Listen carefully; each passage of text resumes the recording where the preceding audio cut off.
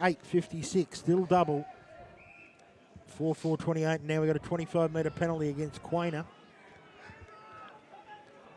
And he's going to race off and go to the races, Rivet Rotella, although he's told not allowed to. So that advantage negated. Rotella's got the football. Lamott's talking to go towards Katic. He does that. Lamott now goes up, so did Candle in front. Katic claims the mark. That wasn't a mark. Came back to Sharkey. Now they've got to be crisp through the middle. They are. Katic's got the ball back now, looking for Condigianis. He can't take the footy. And now charging out was Ibrahim, who went up towards the half-forward line. Saxena dangerous in this situation. Goes long up to the full forward line. Baldwin, he's got to spin around. He's got one to beat. He gets the handball away. Quainer tried to kick it off the ground, but it was rushed through for 1 minor score. Been a lot of rush today for the Beverly Hills side. They go to 8-9-57. Leading the Q Bears 4-4-28, but an even third term. As the ball comes back in. And the Bears only as far as the very productive Candle. He turns the ball back over. He sits on it. Now he gets the handball away to his teammate in Harvey. And we'll get a ball up. Winding down to three-quarter time. 29 points the difference. Ball high, up, under. And the mark taken, a great mark there by Josh Miller. Was a good fly. So Josh Miller, wobbly kick off the boot. Made it hard for his teammates. Flying through there was Ibrahim. Got it back there to Chandler. Chandler went down to the half-forward flank. Will Hart's got the ball now for the Q Comets. Once again, a wobbly kick off the boot. And Chong came back and took the mark for Beverly Hills. So Chong right in the centre of the ground for Beverly Hills. He goes long. They haven't kicked a goal in this term. They might do so soon. Quainer straight up in the air. No one can mark it because it hasn't gone any distance whatsoever. Comes to ground. Great tackle applied.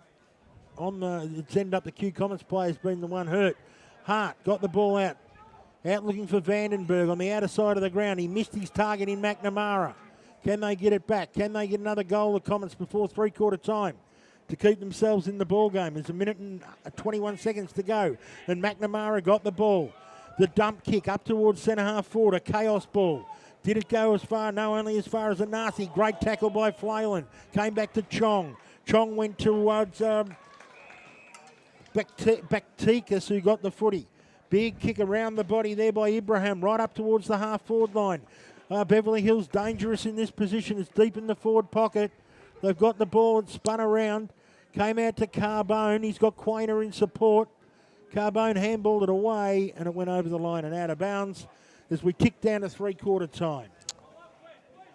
40 seconds. Fast and frenetic play taken, but no goals. They'll want to get one before the siren while they've got a stoppage in their forward half. So the ball comes out for Beverly Hills to Chandler. He's on the ground. See your players. Sharkey gets it away for the Q Bears. McNamara couldn't do it with the ball, and the free kick will go the way of the Q Bears. But we've only got 13 seconds to go, so I think we're going to struggle to get down to the other end, especially now when he couldn't take the ball and there's no time on. As we tick down, it's a quarter that's going to be won by the Q Bears, but not won by enough. So at three-quarter time, the Q Bears 4-4-28 trail Beverly Hills 8-9-57.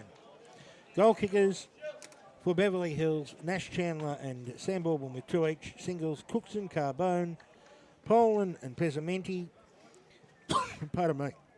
Harper Fern became the first multiple goal kicker for the Q Bears, and singles to Sharkey and Condigianis. For the Seafood Station, Woodards of Manningham, Provins Mitre 10, the Grange Meat Company and Dominoes of Camberwell. Got to get your game face on, back for the last term.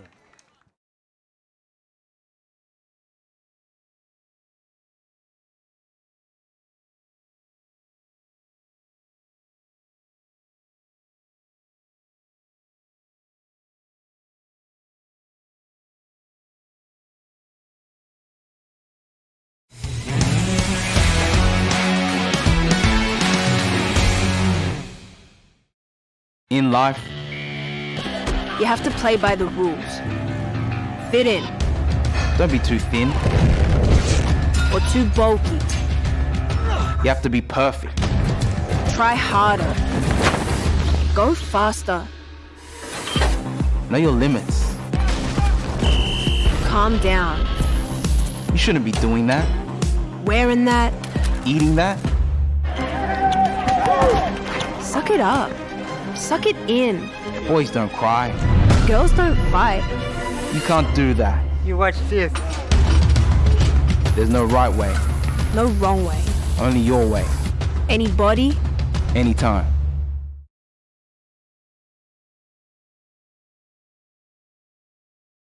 Hi everyone, it's Tim from Growth Syndicates Australia and we're financial transformation specialists.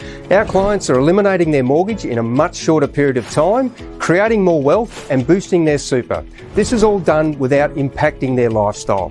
Sounds amazing? Well, let me explain a little bit about the GSA Advantage. With clients all around Australia and a head office located in Elsternwick, our team of very experienced professionals enable unique and exclusive property investment opportunities through wholesale investing for clients to achieve specific outcomes. Our current projects are located in Brighton, Malvern East, Kew, Glen Iris and Mont Albert North. It all starts with a friendly phone discussion to then arrange a meeting to provide you with a clear picture on what GSA achieves for our clients, and with no charge or obligation, see where these results can apply to you. So check us out at growthsyndicatesaustralia.com. Give us a call on 1300 205 556. I'd love to have a catch-up coffee with you at your place or our office. See where GSA can improve your financial position.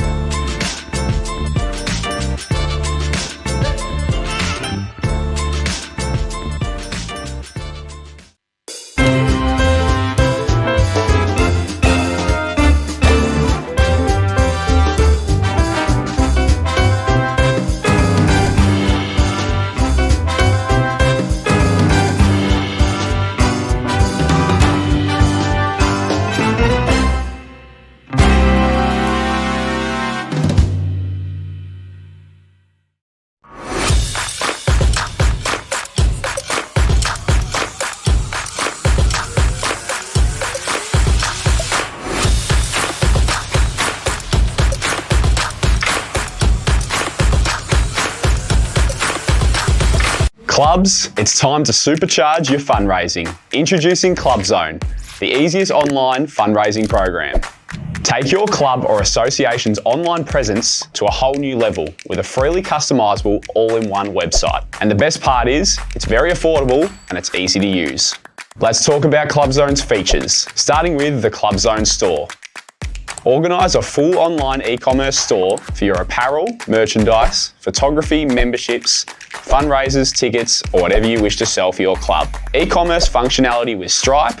The online store will promote your events with full ticketing functionality available as well. Sign your players up through online registration, hold fundraisers, and engage your sponsors with packages and promotions. The shop is easy to use and easy to customise to meet whatever your club needs. This is the ultimate fundraising tool for your club. Fundraisers. Set up fundraisers like never before with a fully automated raffle system. Ensure that you keep your fundraising events professional. Welcome back. Got to get your game face on. Final term. Under 15 Division 1. Q Bears 4-4-28 trailing Beverly Hills 8-9-57.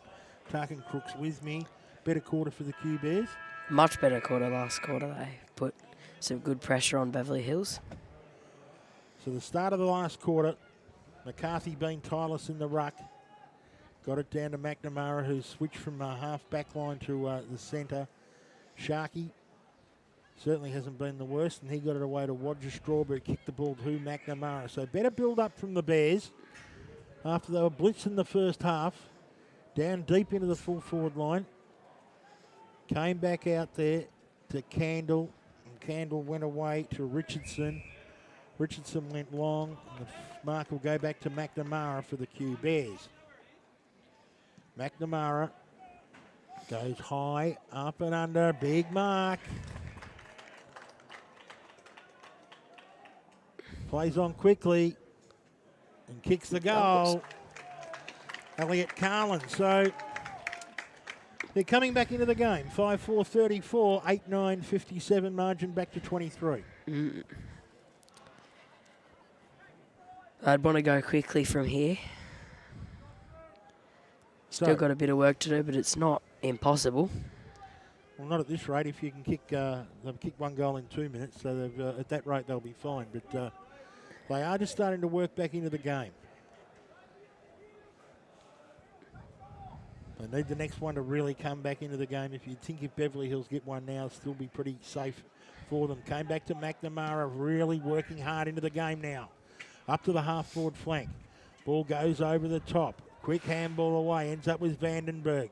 Vandenberg went looking for Fern, who's already kicked two, but he missed the ball. And it now comes back to Mock. Mock dropped what he probably should have grabbed in one piece. Got it out now. Kartik was in front there for the Q Bears side. Good tackle. And the free kick will go against Candle. And that free kick will go to McNamara, who has just come into the game immensely in this second half. McNamara chips down towards the full forward line. McCarthy in front, does his own roving. It's another one. And kicks the goal. Back to under 3 goals now. Well, it's on. Correct, Harkin. Yes, it is on. 17 points the margin. Zach McCarthy kicks his first. And at quarter time, the margin was 31. At half time, it was 40. Three-quarter time back to 29. And now we're back to 17, which is only what it was, I'd suggest, 8 minutes into the first quarter. So they're really cutting the game back. Cesando's on the ground here, is coming off. I think that's Kartik who's coming off the ground there. And Cesando goes into the middle.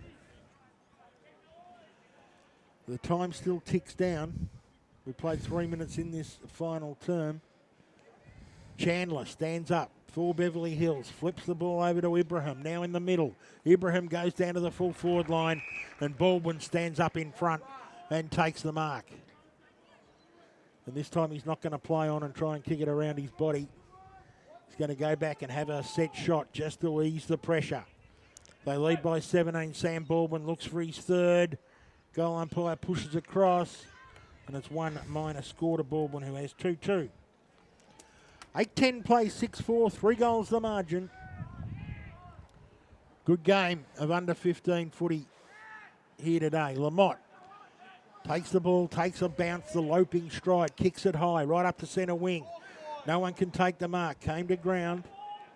Big pack of players nearly on top of the ball there. McNamara does the taking of Saxena. Came back there to Carton, who goes long, right up towards the full forward line, but ducking back, Lamont takes the mark. So it's a good kick by Candle, but Lamont was in position. He goes out wide, and Arthie's there with McNamara. McNamara does a great job, got the handball to Ross. Ends up with Will Hart. Now he goes on the left foot. High, 2-on-1. Beverly Hills have the numbers. Oh, flipping over the top was Poland. And I think the umpire said that he was taken below the knees, and Oliver Poland's got the footy. Poland chips in short. Good mark taken by Nash Chandler. Chandler looks deliberately to go up the line. Nearly found his man there in Harvey, couldn't do so. Getting it away there was Roger Straub for the Q Bears. Flipped up, they did good on the double overlap there. Came back to Harvey, who went up deep into the forward line, and Baldwin's taken the mark. And getting the ball to him was actually Poland. So Baldwin, very good presenting at full forward. Just got to make sure of the kick. He lead by 18 points. 5 minutes gone in the last quarter. He kicks. Good. And he kicks truly. Good goal to Sam Baldwin. He's the major goal kicker on the ground now with 3. That one just eases the pressure. Yeah, back out to 4 goals, 15 minutes to play. they'd feel pretty safe now. You'd think so. Although, as I said, that's the first goal of the second half to the Beverly Hills side. So, Yeah. Q Bears have Took been them game. They 26 certainly minutes. haven't given up in this game where they may have been entitled to at halftime. They look completely dead ducks in the water. So, out of the middle, the Bears had a chance. McCarthy tried to take it. It's in the back. And the free kick will go to Ibrahim. Right in the centre of Victoria Park. Brody Ibrahim kicks it long. Down to the half-forward flank. Back of the pack. Beverly Hills have numbers. Anathi tried to get it away. Only went as far as Will Hart. Hart's got to be pinpointing this, and he goes to Aaron Sharkey. Half-back flank for the Q Bears. Chips out wide to Flayland, who takes the mark. Called by the crowd to get it back and goes back to Sharkey. They've got to go quicker, you'd suggest. We're down 6.5 minutes into a 20-minute final term. Sharkey goes long, up to centre wing. Toy got the handball away. Went to Chandler, beautiful balance. Up towards Baldwin in front. He couldn't take the mark. At the back of the pack, Sharkey applying a tackle there for the Q Bears. And an effective tackle it was. The umpire said his opponent had no prior opportunity. And we'll get a ball up. Comes down to ground. Trying to come through was Toy. Coming through was Poland. There's a goalkeeper back there. And that goalkeeper was Contouris, who got the ball out to the 45-metre arc for the Q Bears. Coming through hard was Flailing. It came back to Ibrahim. Ibrahim got a handball away.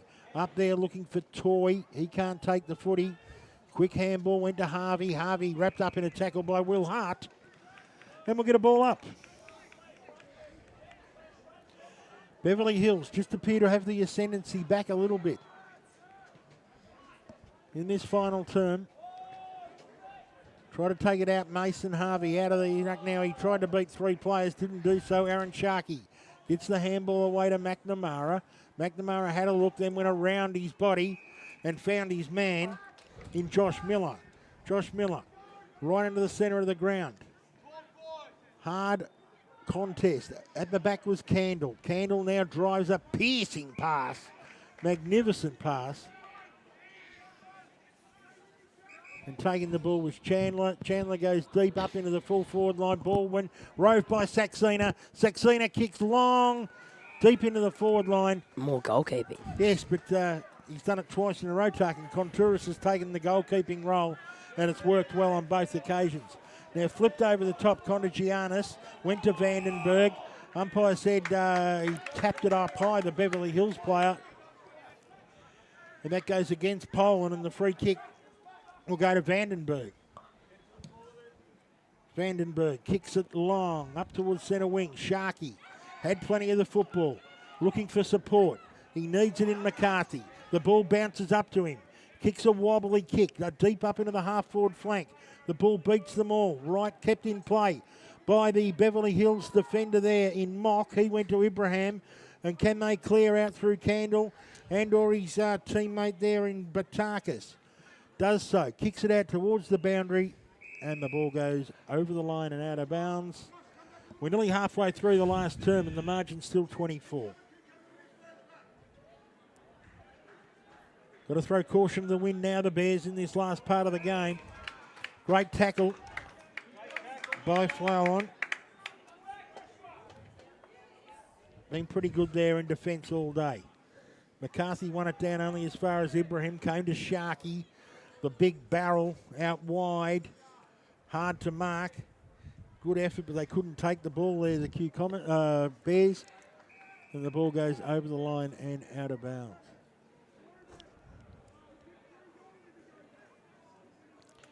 We're 25 metres out from the Q Bears goal. There's a free kick. Right. And I hope we got this on camera because this guy's just abusing the umpire all the time. Been kicked out. Yeah, well, that's right. As So- he should have.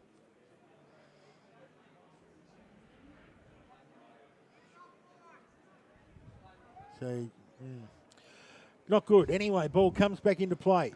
Comes to Sharkey. He tries to beat one. He does. He beats two. He kicks across the face of goal. They desperately need a goal. It couldn't happen on that occasion. And in front of Elliot Carlin, the ball goes over the line. So we'll wait on play to restart again.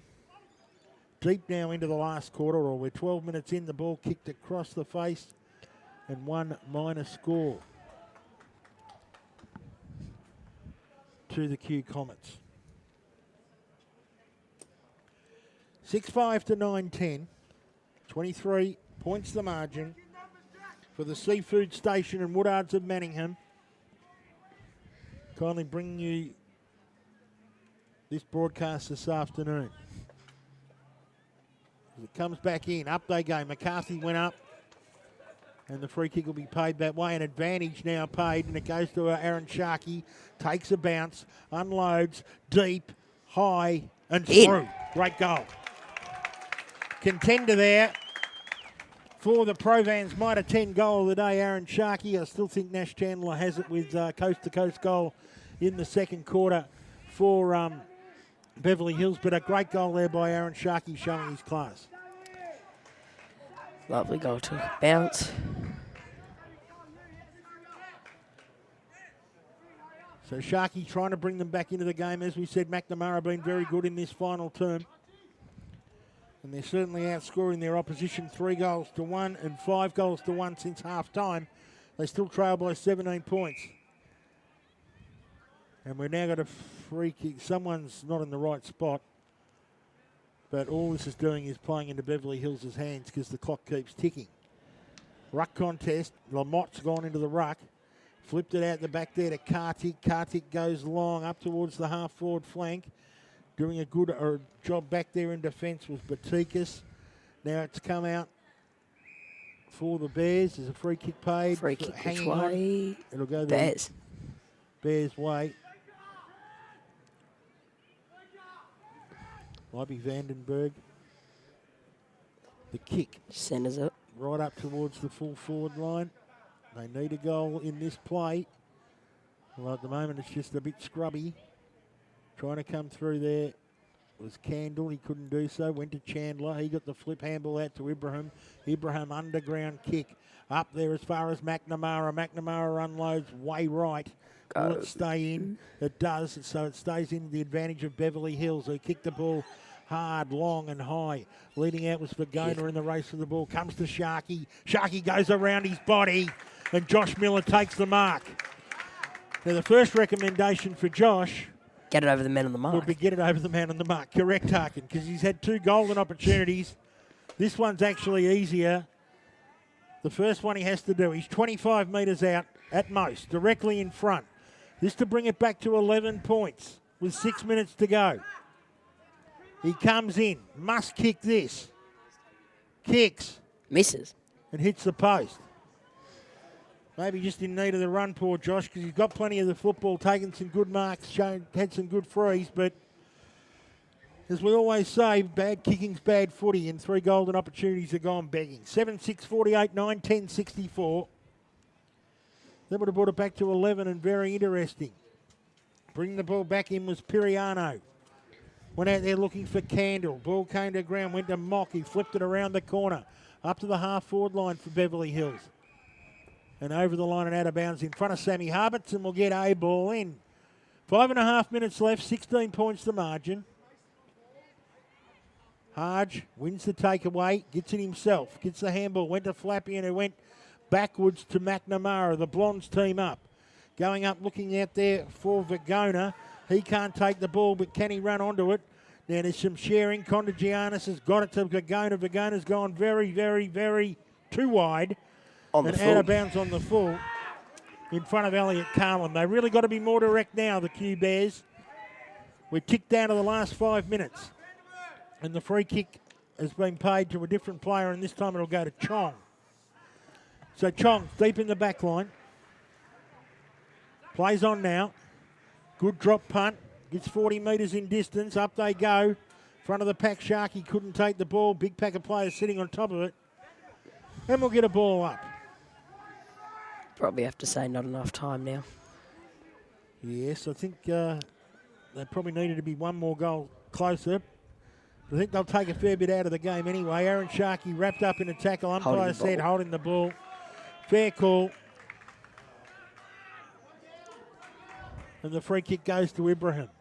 Ibrahim brings it back in towards the centre of the ground. Leading out in the race for the ball there was Cole. He sweeps onto it. A terrible underground kick. He needs it to bounce the right way. It does for his teammate, who kicks around the corner and kicks the goal. 10 points. Sensational goal on that occasion. Kicked by Elliot Carlin. That's his second. And the Q Bears hanging in there. They're 8-6-54. Beverly Hills 9-10-64. And we've still got 3.5 minutes to go, so it's not insurmountable. And it's a scoreline that we thought that we'd get a game within a goal or two, but we didn't think it'd be such a blowout, and then the other team coming back so solidly. 40 points was the margin at halftime. It's back to 10. Harge gets a big takeaway down towards the half-forward line. Cole, who set up the last goal, came charging through for the Q Bears. They need to keep the ball going. They don't want stoppage. Beverly Hills wins it out. Up towards the half-forward line. In front, Baldwin couldn't take the mark. Ball came to ground. Bottom of the pack, Baldwin again. He threw it out. He got it to his teammate, though. And the umpire said, give it to me, I'll ball it up. 25 metres out from the Beverly Hills goal, attacking the the High Street end of Q in this last quarter. Left of screen. Out of the pack. Good effort. Came back to Lamont. He got the handball away. Now they're up looking for Vagona, but Mason Harvey stands in front of him, not happy with the attention, and takes the mark for Beverly Hills and slows it down. 2.5 to play. 2.5 minutes to play. 10 points the margin. Goes long. Up towards the full forward line. Kicked away by Cole. Only came as far as Ibrahim. He went across his body. Do the Bears give up a point and get the long kick out? No, they're going to go through Flailon. Deep into the back pocket. Takes one bounce on his trusty left foot. Ticks the ball down the line beautifully. And the mark taken. And driven away there. I think it was Vandenberg to the running McNamara. Takes a bounce. And now kicks it high. They need a mark in the forward line. And they get the mark. And he plays on Vagona. And he misses. Well, they've had some opportunities. They just keep blowing them in the last quarter. They're back in within 9 points. It was the right play to play on and give themselves a chance, but the execution at the end, he was a little bit off balance there, Vagona, and it's just gone through for one minor score. So a single-figure margin, 9 points the difference. Beverly Hills defending. Up they go in the ruck contest. Man in front, not paid. It was paid to Anasi at the back. And he's been really good. Anati drives the ball in towards the centre of the ground. Poland wrapped up by his opposite 21 in Hart. Got a good tackle. Holding the ball paid, and Hart's got the footy. Their problem is they need 2 goals in 75 seconds, and they're still defensive side of centre. Will Hart goes out wide to the Shark, and Sharky takes the mark. He elected to play on. Umpire said, yes, you did. He kicked it around his body, and a turnover. Comes back to Candle. Candle wrapped up by McNamara. He got the handball away. Umpire said you held on to him after he handballed it. And the free kick will go the way of Ibrahim. No, it won't. It'll go the way of Candle again. Dying moments now. 9 points the margin. Been a really good game of footy. 40 seconds to play. 64 plays 55. Long kick. Mark taken by McCarthy, but the free kick will go to his teammate. And now Q, with their last roll of the dice, go up towards Vagona. Tries to run onto the football. Does so, but falls over on the slippery surface, and it goes over the line and out of bounds. 8-7, sorry, was to 4-4 was three-quarter time, and Q Bears have nearly doubled their score in the last quarter. So they finished well. They've got a lot to work on. Mason Harvey holding the ball up with Len Lamont, and that's the siren. All over. And what I said was a really good game of footy. The final scores: Beverly Hills 9-10-64. The visitors have proven too strong over Q Bears 8-7-55. In that last quarter, Beverly Hills kicked 1 goal 1. Q kicked 4 goals 3. The goal kickers for Beverly Hills, 3 to Sam Baldwin, 2 Nash Chandler, singles Seb Cookson, Anthony Carbone, Oliver Poland and Joshua Pesamenti. Whilst for Q, it was 2 each to Aaron Sharkey, Harper Fern, Elliot Carlin, and singles to Zach McCarthy and Max Condagianis. Great game of footy. Tarkin, you saw the second half, and from what you saw, you would have thought Q Bears were the better team. Yeah, they played very well in the second half. Defence, mids, attacks all played their role. And who did you think were some of the better players for the Q Bears in that second half? McNamara was pretty good. Aaron Sharkey played quite well. And notice anyone for Beverly Hills? Or Not really. oh, okay. Well, I thought the Q Bears, you said Aaron Sharkey, he was fantastic. Zach McCarthy worked very well. Harper Fern was prominent up forward. Josh Miller got a fair bit of the ball, just didn't finish it off. Lamont got his usual lot of possessions. Kartik pretty good. Flynn McNamara was absolutely fantastic, especially after half-time. Max Connolly, Giannis, and I thought Misha Frailon in the back line for the Q Bears was really good. Whilst for Beverly Hills, Ibrahim was fantastic. Jay Saxena, an excitement machine. Nash Chandler started the game like a bomb. Zane Anardi got better as the game went on. Michael Piriano strong in the back line. Adam Candle, definitely one of the best players on the ground. Along with Oliver Poland was very prominent. Mason Harvey got plenty of the ball. Harge worked well in the ruck. And Baldwin was definitely very, very good up forward. So all in all, it was a very interesting game of football. And it was a good victory in the end to Beverly Hills, 1964 over Q, 8-7-55, which means on the ladder, that puts Beverly Hills, I think, 6 points clear of Q in third spot as we enter the halfway mark of the season. Are we going to try, Nathan, and get a best player from Beverly Hills? See how we go? Okay, well, we might try and get a best player for Beverly Hills. We're just waiting there. I'd say we'd either say Nash Chandler, Jai Saxena, Sam Baldwin. Maybe go with Nash Chandler, who set the game up. So if Tarkin, if you can just go down and try and grab number 9, that would be good. If we can just have him right now.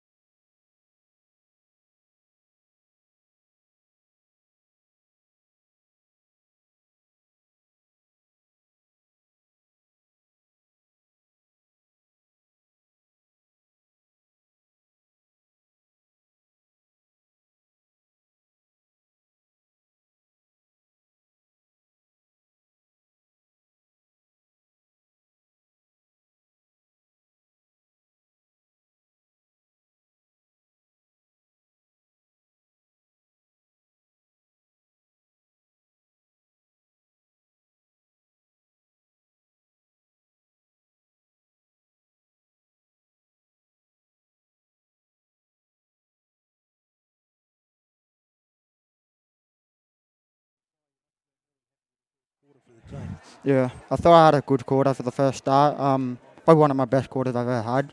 But yeah, I kept pushing all the way to the end. Now, you kicked the goal on the end of that big chain? Yeah. So hit 2 for the day? Yeah, 2 for me, yeah. Yeah, and that we gave you the goal of the day with that one there. Oh, yeah. It was a great change. You went from coast to coast. Your dad coaching the team, is that good fun? Yeah, been coaching since under 8s, yeah. Under 8s here, because we had Gary Mockup, who's Tyson's dad, yeah, for the second quarter, and he said that the whole team have always been together right through from under 8. So yeah, we played a team. Must be great fun to play with the whole team. Yeah. I thought another couple of really good players today. Zane Anarti. Yeah, number 10. He always stands out every game. He's most improved player. And Adam Candle, number 15, I thought did a great job as well. So yeah, he's good. You've got a lot of prime movers. We're going to let you get back and sing the song with your teammates. Hope your right ear gets better, and we look forward to calling you in the final. Yeah, thanks for that. Fantastic. Thank you. Great effort there by Nash Chandler of the Beverly Hills Football Club. Thanks, Nash. Thank you. Cheers.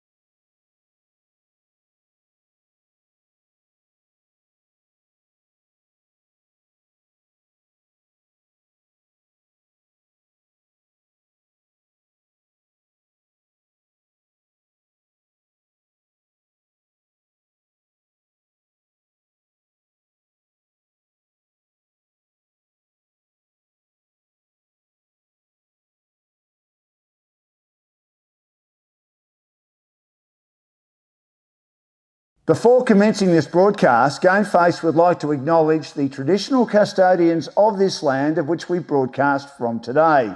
We pay our respects to elders, past and present.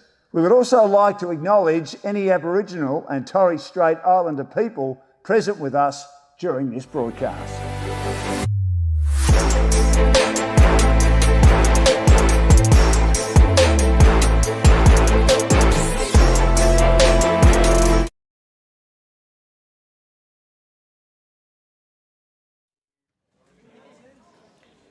Thanks to Nathan Langridge for bringing us that previous game.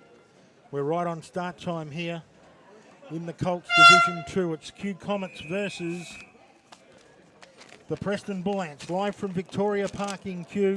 Pretty even contest. Both teams pretty well matched, and the Comets win the ball straight out of the centre beautifully. It was Brown who won it out of the centre, and he went straight down to the full forward line. And the easiest of marks taken by the Kew Comets full forward, who comes in and kicks poorly and misses to the left-hand side, and that was Jared Patrick Forrest who kicks the first score of the match. As we said, a pretty even matchup here between the Preston Bullants and the Kew Comets. The previous game was a battle of two halves, and Beverly Hills proved too strong in the first half. They got wheeled back and only won by 9 points, 64-55, in a good game over the Kew Bears. Coming out now, the Kew Comets trying to get the ball away. Janevsky working hard for the Preston Bullants. Quick handball. Came back and flipped out the back there by Schmidt for the Comets. He gets the ball backwards, goes to Marcus Chan. Chan got the handball away to Madison. Now the Comets will do some more attacking through Mew, and Mew can't take the ball, and we'll get it over the line and out of bounds. The Seafood Station bringing you today's exclusive broadcast here of Colts football in the YJFL. From Victoria Park in Kew, Furman taking the ball away for the Bullants. So after that brilliant takeaway in the centre in the first 10 seconds of the game, and then Patrick Forrest missing, it's been fairly stagnant footy. Ruck contest. Brown, the ruckman for the Comets, quickly came down there to Shirley, who kicked the ball across his body, went to DeMarzo. DeMarzo went down to the full forward line, working back there for the Bullants. We'll get a free kick against the Bullants, and that free kick will go the way of Ben Walter. We're in the headband, deep in the forward pocket, although they are fairly shallow, the pockets here at Victoria Park. He'll kick from no more than 20 metres out, very acute angle. Gone back a long way in a Ben Brown type run up. So Ben Walter looking to put the first on the board for the Kew Comets.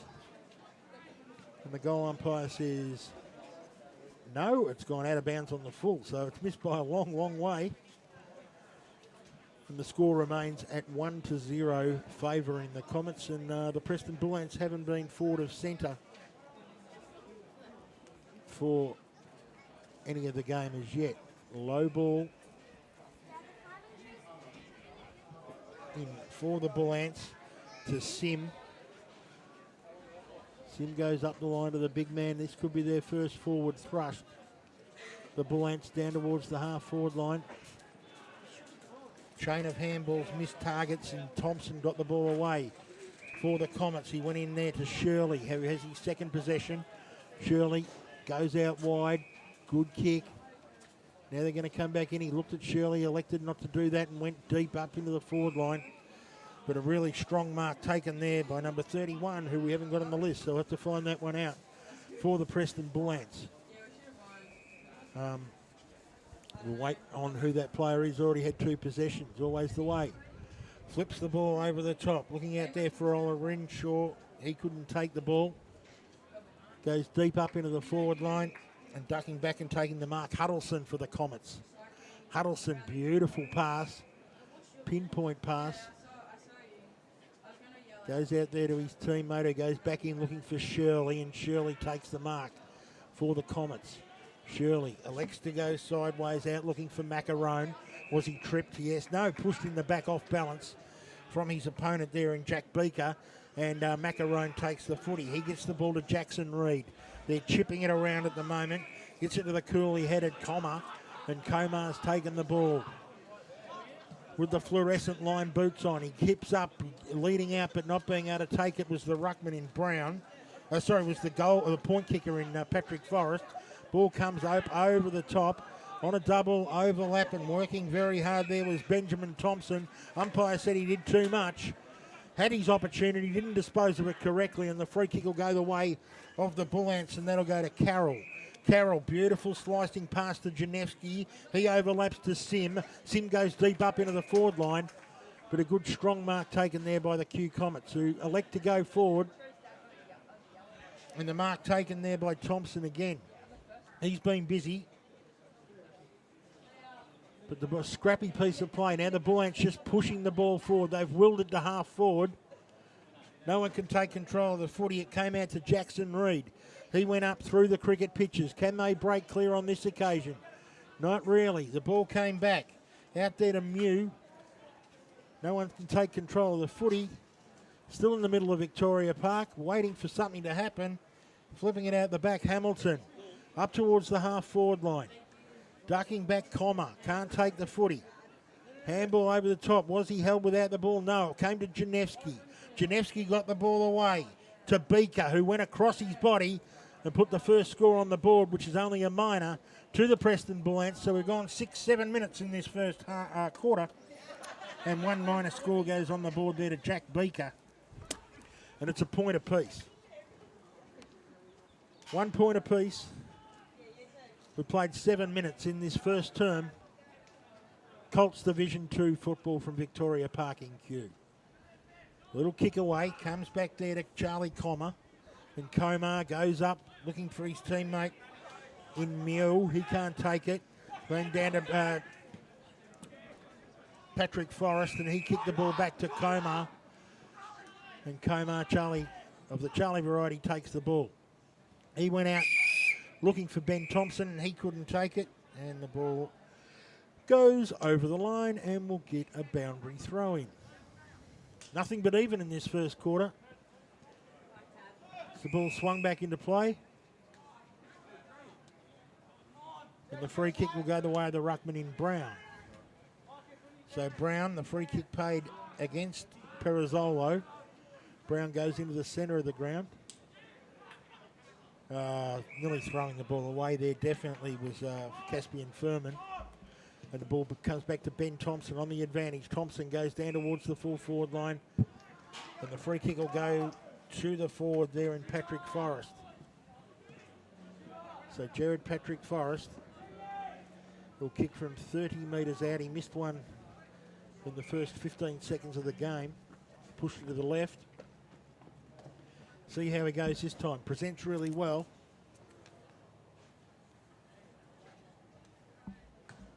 Comes in. Kicking to the high street end. He kicks around his body. It's a wobbly kick. He aimed it out there. It went out there, and it was a minor score. So 2 minors on the board there to Patrick Forrest, and that's what they are. 2 minors.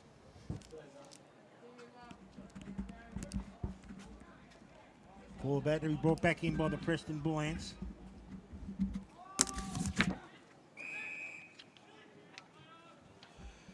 And it's taken again by Patrick Forrest. So Jared Patrick Forrest goes long, right up towards the full forward line. Big mark, nearly taken, but not taken. Knocked away by Smith for the Preston Bullants on the overlap. He flicked the ball out there to Knight. Knight took a bounce. He went long, up towards the half-forward line. Sims in the race for the ball. He can't take it. Q Comets have the numbers. They have one bounce. Quick handball over the top. Was there looking for Sam Thompson. He couldn't take the footy. comes to ground, flipped out the back, charging through, good effort there. Ends up now with Ben Thompson. Can he run onto it? Yes, he can. He shows explosive pace, drives it down the line, finds Wayne, who takes the mark, half forward flank. Riley Wayne plays on now on the left foot, goes deep up into the full forward line. They all went up. Preston Bullants looked for the boundary line. Umpire said you kicked it over the line on the full. And we'll have a resultant free kick deep in that pocket, which has had a dearth of opportunities in that pocket. So number 31 for the Preston Bullants. I think he said Oscar Kennedy. We wait on that. So anyway, here we go. Around the body. It's a great kick. And that's obviously the goal of the day at the moment. It's the first one, but it mightn't be bettered for the day. It's a magnificent kick. Left foot around the body. And the first goal goes on the board to the Q Comets.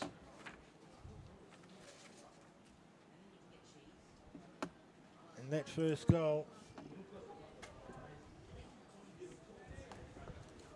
we're still waiting to see who it is. It was a good goal. And it's kicked by Ben Walter, who kicks the first goal for the Q Comets. So we're back in the middle. It's 8-1. We're nearly halfway through the first quarter. And being informed it's Oscar Kennedy, who was not named at all on that team sheet. So that's oh yes, he was. Oh no, Oscar Hanish. Anyway, Oscar Kennedy's wearing number 31. Thanks to Tarkin Crooks for providing that information. So the ball about to be thrown back in. Outside of the ground here. 8-1. Reasonable crowd on this grandstand side of Victoria Park. It's been a great day for football. Right since 8:30 this morning playing YJFL football. And now the main game's at 3 p.m. for the big guys, the Colts. And it came out the back of the pack. Knight. He got the ball away. He went to Furman. Furman went high on the left foot right up towards the full forward line, but dropping back and taking a very solid mark there is the Q Comets defender in Sam Thompson. Thompson elects to go up the line. Up they go in the air. Man in front, was he paid? Yes, said the umpire, and the free and the mark will be taken by Scarf. So Ashton Scarf's got the ball, and he goes long up to the half-forward line, punched away by the Q Comet attacker, but that was no good, said the umpire. It was over the shoulder. And the man we didn't know who he was is Oscar Keating, and Oscar Keating has the ball. Oh, sorry, he was listed as number 26. He's wearing number 31. Oscar Keating, he went long. Around the body goes Scarf again for his second kick in 30 seconds. He creates an opportunity. On the overlap, it's Walter. He tried to take control of the foot. He couldn't do so. Ball came to ground. That was Mew, who actually tried to take that ball away for the Comets. They keep attacking the Comets at the moment. And that's Holmes who's got the footy. So they're good off half back. Ball once again on the outer side of the ground. Q Comets going forward, inside 50. Bullants have the numbers back there. One of them was Mew, another one was Sim. And Sim got the kick away. But once again, the wall being built. And it's being built very well. And on this occasion, it's Thompson who takes the mark. Thompson goes long, down to the half-forward flank. It's a battle between the back pocket and the centre of the ground. This time, Preston take the mark. And they're looking for runners wide. They won't get one because charging in, doing a brilliant job. And they've opened the ball up here, the Q Comets, with a secondary bounce. Good kick by Shirley, who's been prominent. Shirley, brilliant. Goes up there to his teammate. They go long, deep into the forward line.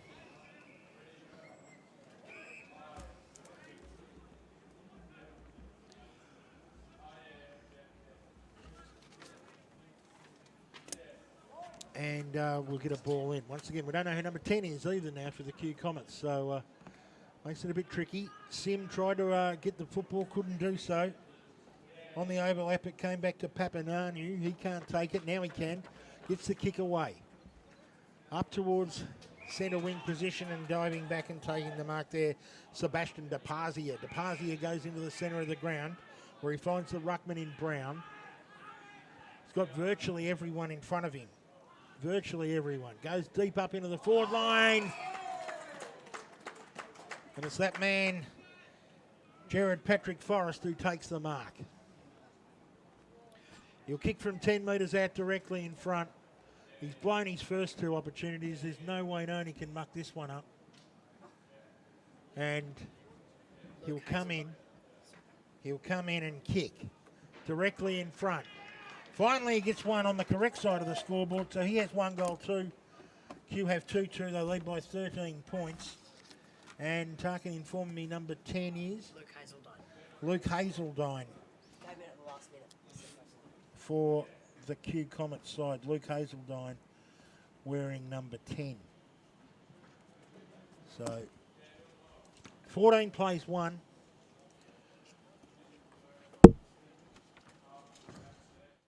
First quarter. And up we go again in the ruck contest. Taken away by the Comets. It was Thompson who got it away. Direct kick up to the half-forward flank. And the ball taken by Carroll. Carroll flips long, or kicks long, right up towards the full forward line. Big pack of players. No one can take the ball. Came back there to Carroll. He flicked the ball out, looking there for Ola Renshaw. Up there and making a good concerted lead and taking the mark there was Papanahu. Papanahu kicks the ball up towards the half-forward flank. Preston Bullants haven't been up there for that long. Ball comes back there to Marcus Chan. He got dispossessed. And a good mark taken and flipped over the top there for the Q Comets. Working in hard there was Sebastian Smith for the Comets. Now, Preston Bullants looking a little bit better. They go long up towards the full forward line. Q desperately looking to get it through for a minor score. Umpire said a free kick. It'll go against the Bullants. Deep in the back line. It'll go against Jack Beaker.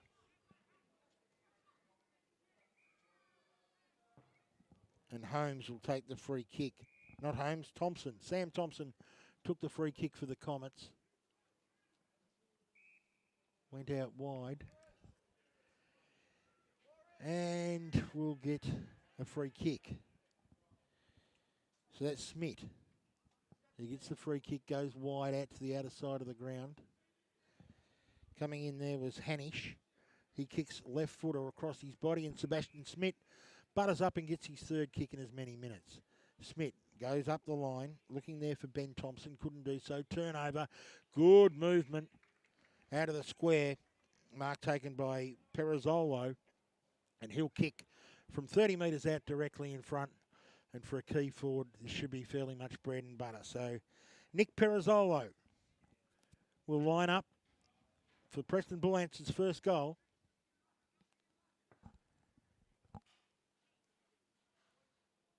As he comes in, kicks, and kicks truly for the first goal on the board to the Preston Bullants, to their key forward in Perazzolo. Q Comets have 2, and it's 1-1-7 Preston Bullants, 2-2-14 the Q Comets. So important goal there for the Preston Bullants just before the quarter time break. We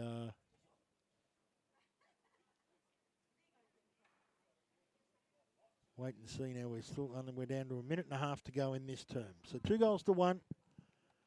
Reasonably entertaining first quarter, bit scrappy at stages. The umpire puts the ball up. 90 seconds to go in the term. The Bullants win it out beautifully, ends up with Marcus Chan. Chan goes deep up into the full forward line. Spun off the ball on this occasion was Janevsky. Umpire said a sling tackle, and Cooper will get the free kick. He'll make the distance, but he's on a 45-degree angle, non-preferred for a right footer. But this can bring it back to 1 point and make it a very even contest. So Janevsky will kick from 30 metres out, maybe 35, down within the last minute of the first term. This to bring the margin back to 1 point. Comes in on the right foot, kicks it, and it pushes just to the right. And 1 minor score to Cooper Janeski. 1-2-8, plays 2-2-14. Still time for the Bullants to kick that goal to make it level by quarter time. DePazia was about to bring it back in. Umpire called it back. I don't know why.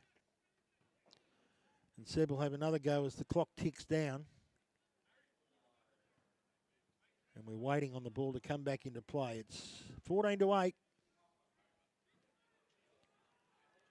As the ball comes back into play. And as it does, the siren sounds just as Cooper Janeski took the ball for the Preston Bullants. So at quarter time, it's 2-2-14 the Kew Comets. Preston Bullants are 1-2-8. The game brought to you, of course, by the Seafood Station. Our scoreboard sponsors of Woodards of Manningham.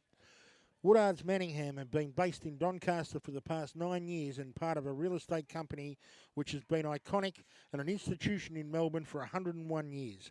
Woodards Manningham is proud to sponsor Game Face's coverage of the Yarra Junior Football League.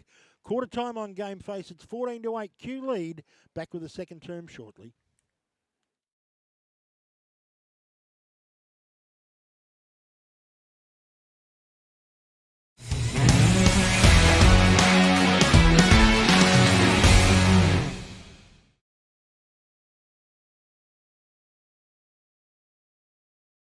Hi everyone, it's Tim from Growth Syndicates Australia and we're financial transformation specialists. Our clients are eliminating their mortgage in a much shorter period of time, creating more wealth and boosting their super. This is all done without impacting their lifestyle.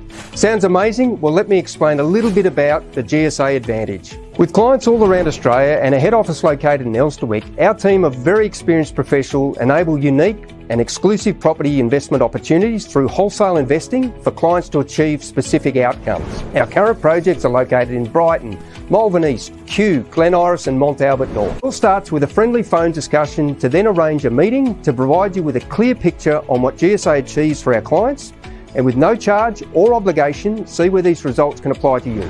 So check us out at growthsyndicatesaustralia.com. Give us a call on 1300 205 556. I'd love to have a catch-up coffee with you at your place or our office. See where GSA can improve your financial position.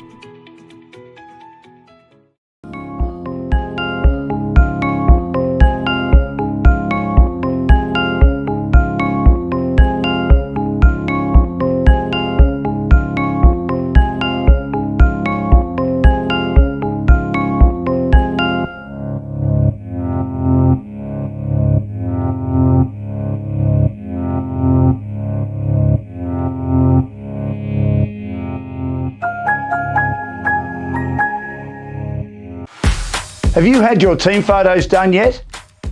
Well, Frankie Photography is the only way to go. Great photos, great designs. Find out how your club can raise money by selling photos online on your very own shop. Check out our website for other great offers such as live premiership posters, end of season awards, tributes and milestones, and gift vouchers are also available.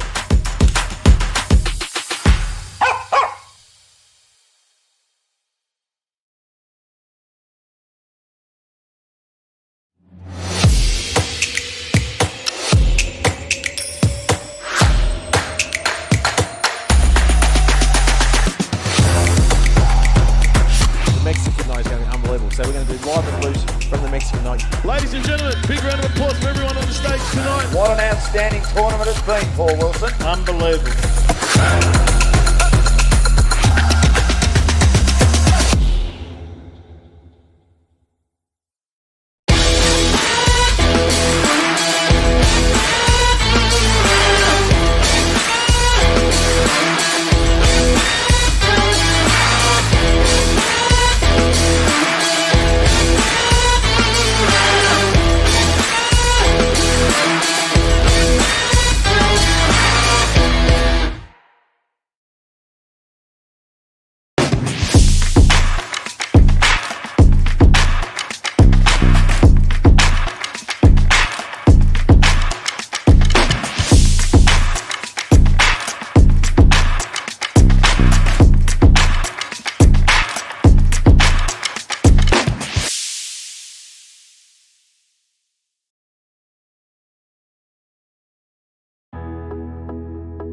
As the real estate industry is ever changing, our priority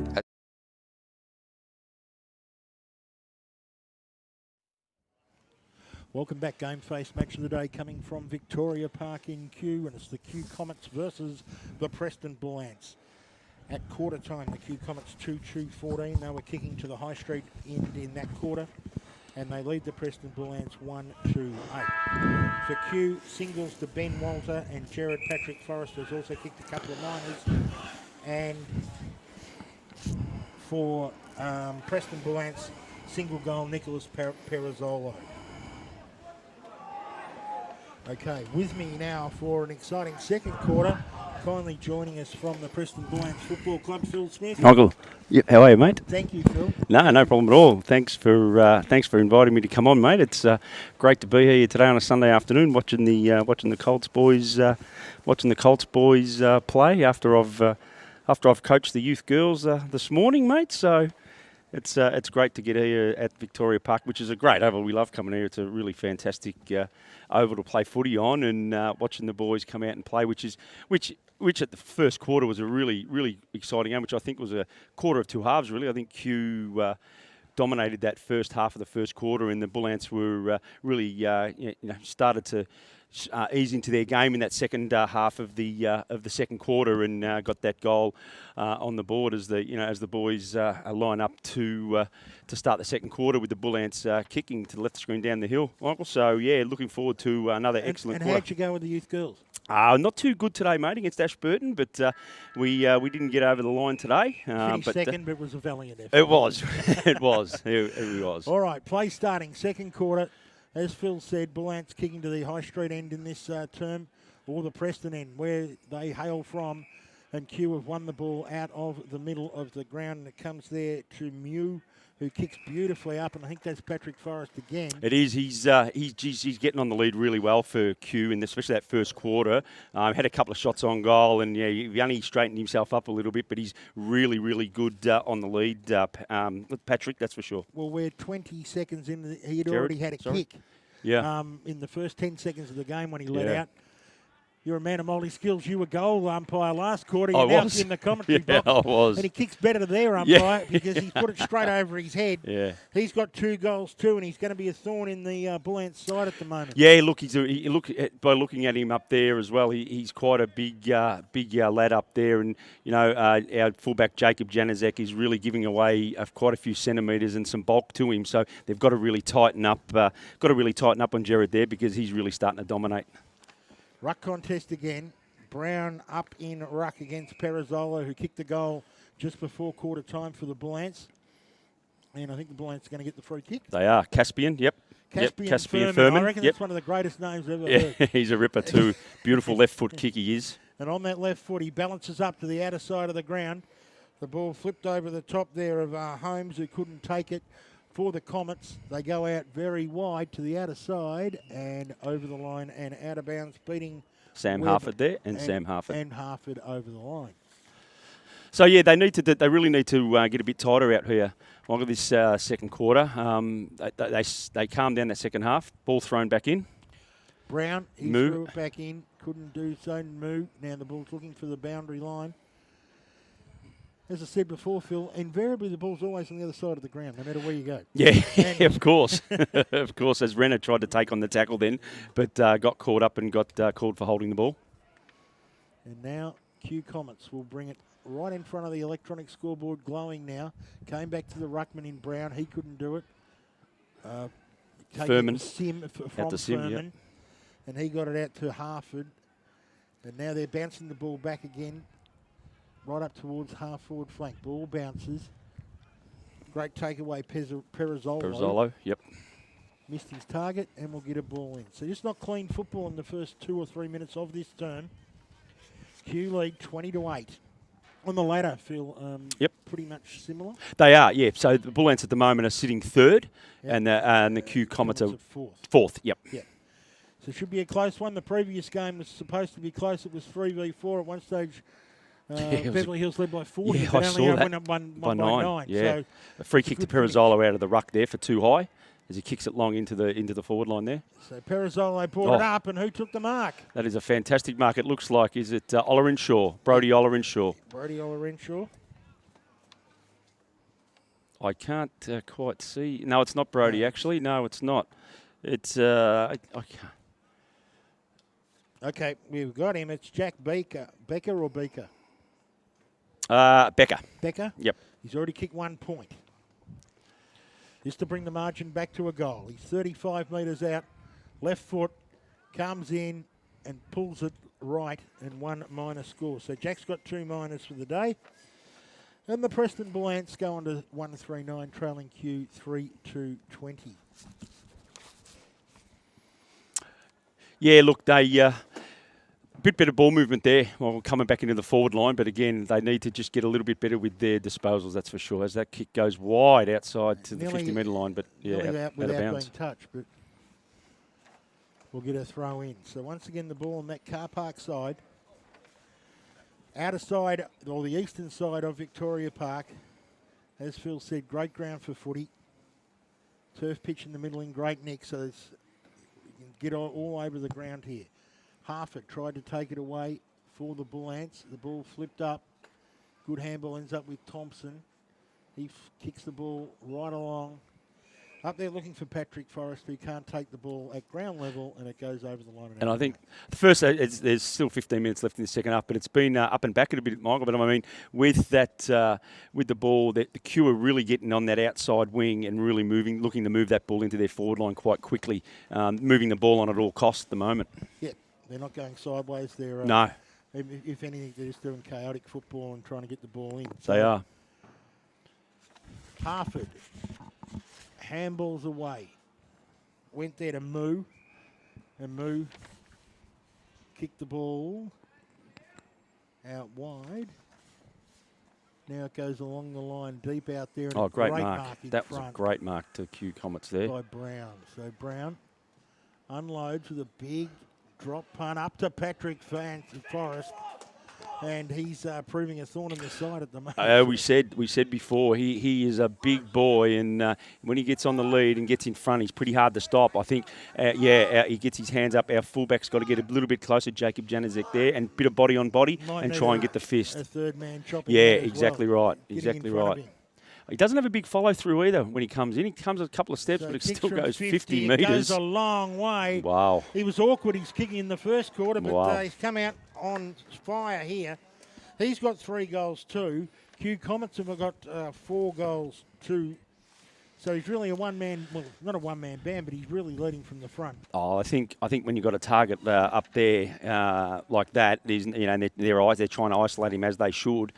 He's a very, very good target. And as you said, he's kicked 3 goals, 2 of Q's 4 goals too. Yeah. And why wouldn't you not try and isolate him one out and use him?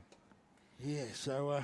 And look, he's kicked the first 2 very straight there, and he doesn't come off much. Kicks. Yeah, monster outside 50. They're probably degree of difficulty his 2 hardest kicks of the day.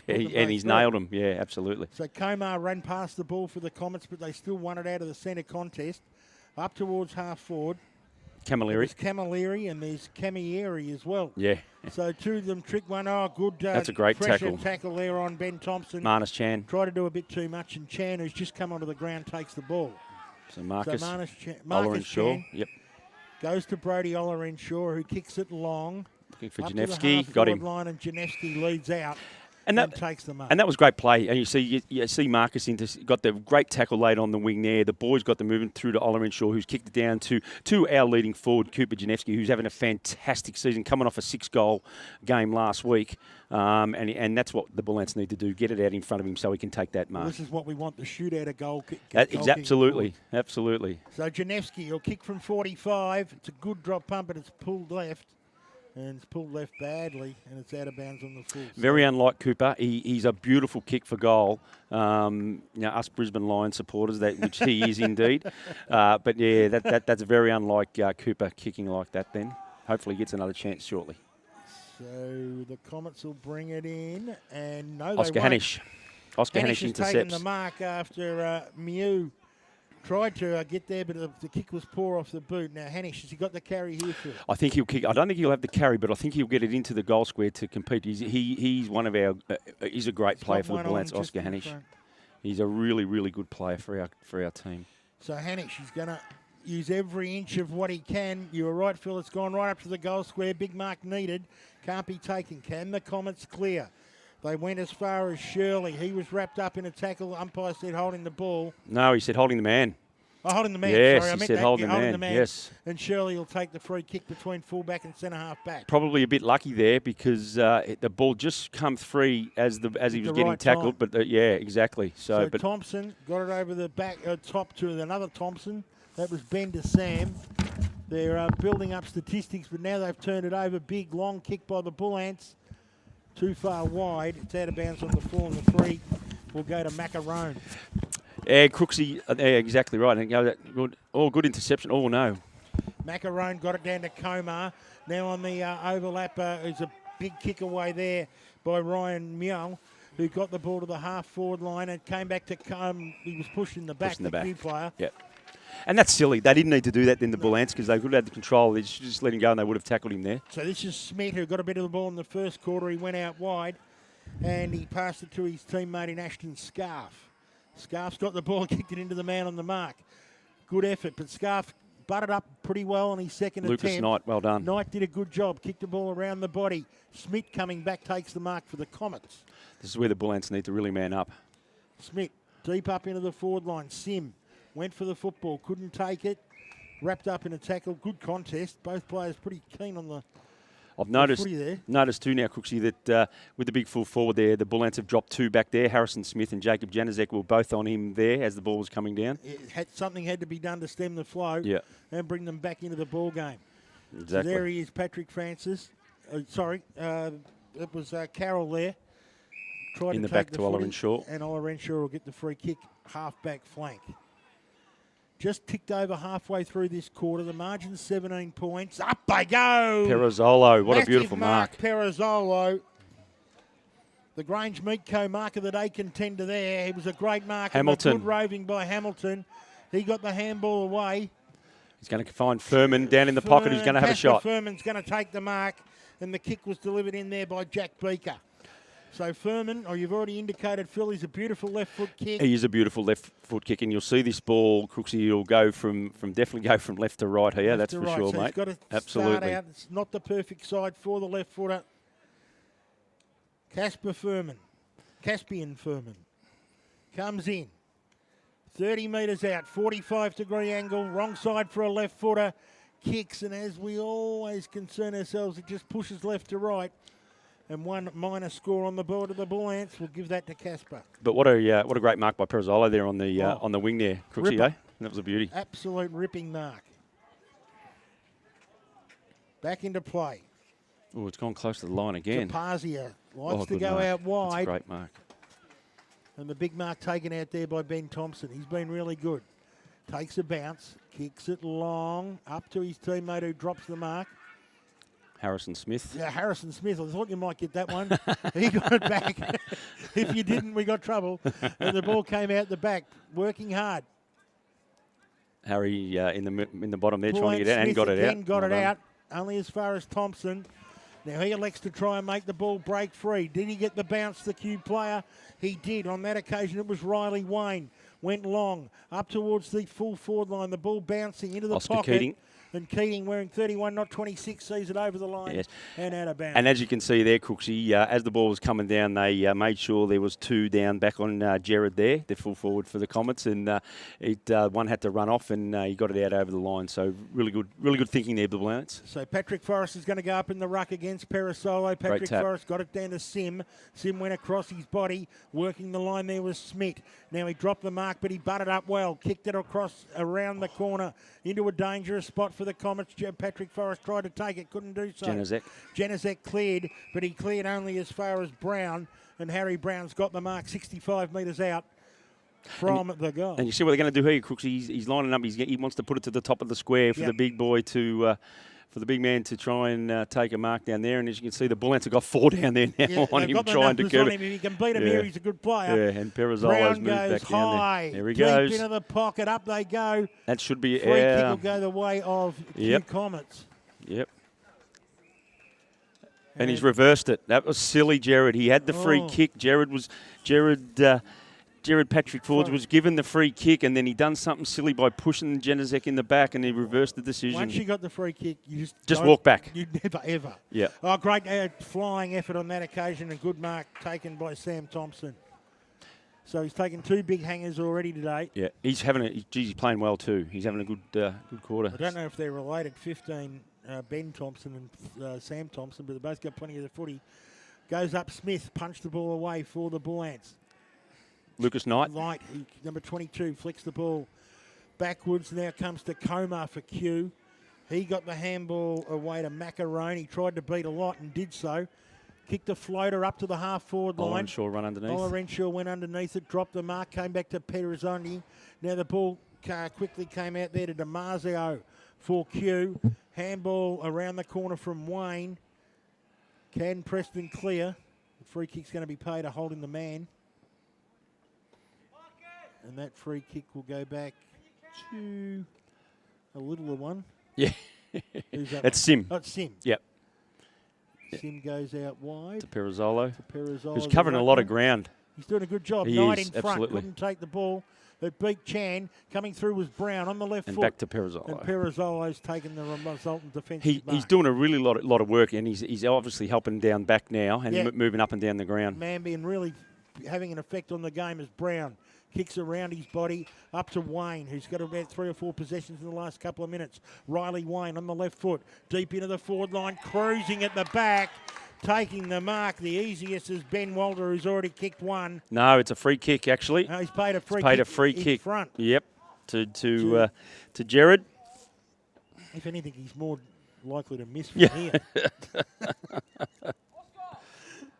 Yeah, Jacob Januzek not happy with that decision at all, thinking he was pulled out of the contest by the jumper. And once the umpire's given his decision, no, you don't. They don't change. No, they don't. Patrick Forrest comes in for his 4th, for the Comets' 5th, and they go to 5-2-32, leading Preston 1-4-10. I think on the scoreboard that's probably not that fair. I think you're probably closer than that, but they're not making the most of the opportunity. Oh, that's exactly right. The Q Comets are very polished when they get up forward. Then when they're bringing it down, and they've got their structures and they're sticking to it. When you got big Patrick up forward, Crooksy, I'd be using that target too. And the way they're coming in from the flanks and moving the ball into the centre of the ground to get it in there is just really good ball movement. Look at Janowski against him there. He's a head difference. Oh, exactly. So exactly. It's hard work, and he's a good player, and he knows how to get the football. He has 4. Can the Bullants get the ball out of the middle? It was Furman, of course. He missed the football. Came back down. Wayne got the handball backwards. They're going to go dangerously across goal. Yeah. This could open up for the Bullants. And will it or not? Coma came in hard for Q Comets. Didn't do so. Harford now got it.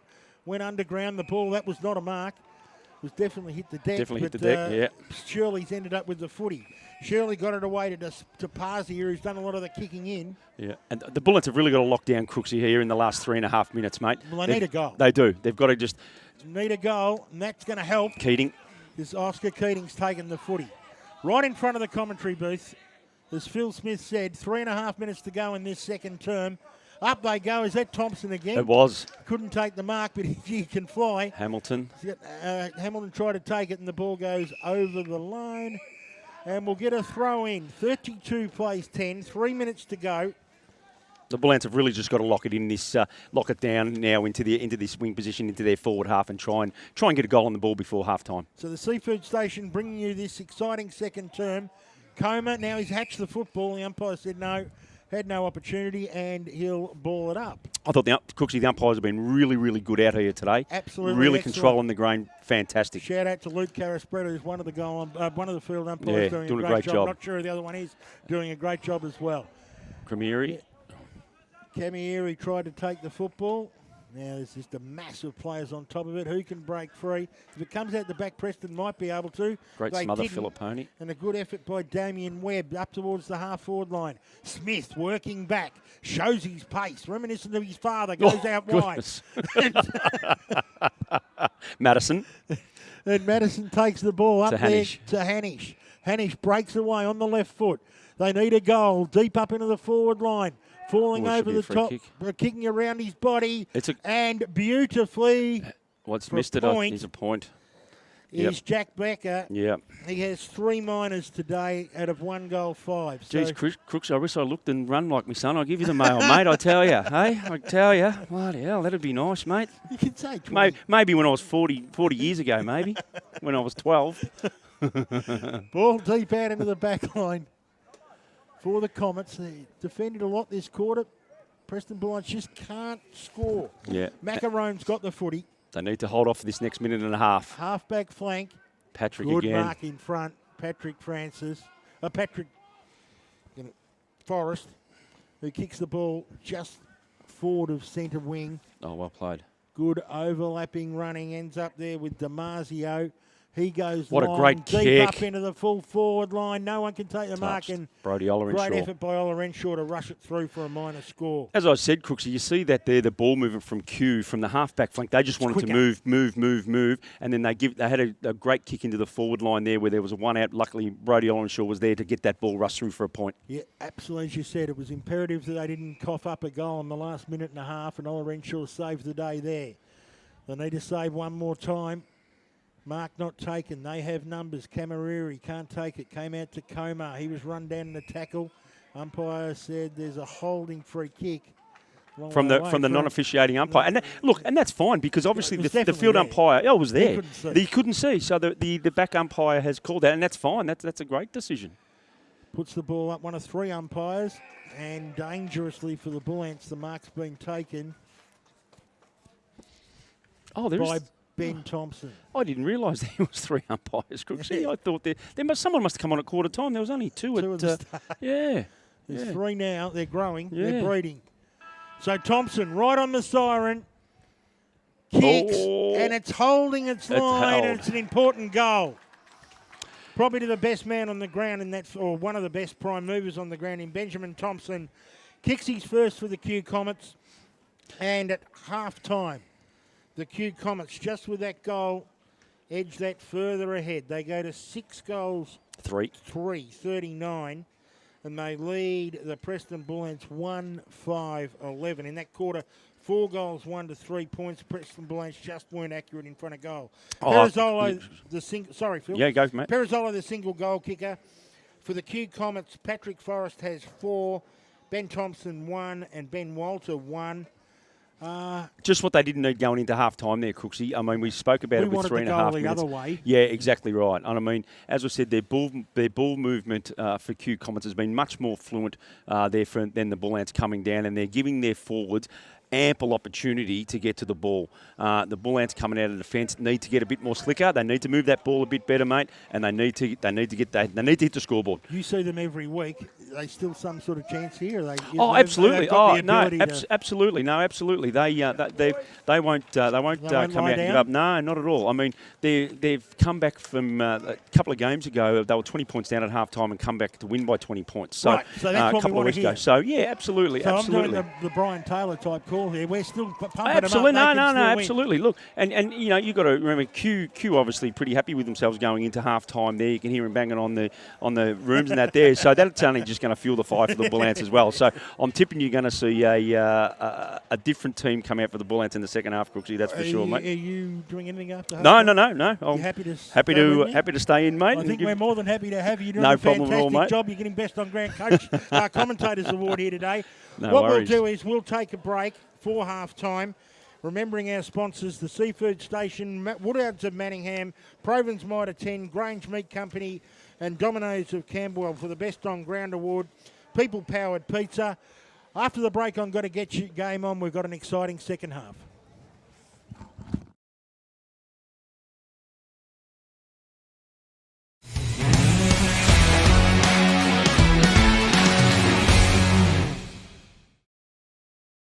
In life, You have to play by the rules. Fit in. Don't be too thin. Or too bulky. You have to be perfect. Try harder. Go faster. Know your limits. Calm down. You shouldn't be doing that. Wearing that. Eating that. Suck it up. Suck it in. Boys don't cry. Girls don't fight. You can't do that. You watch this. There's no right way. No wrong way. Only your way. Anybody. Anytime. G'day to all the Yarra Junior Football League clubs. Gameface is excited to be back in the YJFL again in 2022, and we're here to tell you about how you can get involved in all the great things we have to offer this year. Starting off with our popular digital media services packages. Let Gameface take care of your social media packages with engaging content posted directly to your channels on your behalf. Content will consist of action photography from Frankie, which will bring player profiles, game day promos, motion graphics and more to the next level. Take advantage of a professional media day which puts your players in the spotlight for video content throughout the season. Road Crew will see our team out and about on training nights and game days, interviewing your players and giving your club exposure on social media. Sponsor videos are a great way to show appreciation to your partners, whether posting the ads on Facebook or using the videos to promote them in the club rooms. Recognise your award winners and milestone gamers with poster designs. Printing is also available for a memorable recognition piece. Select a package which includes game day vision, and your club will receive 2 games filmed siren to siren with a highlights package to get everyone excited and engaged with your sponsors.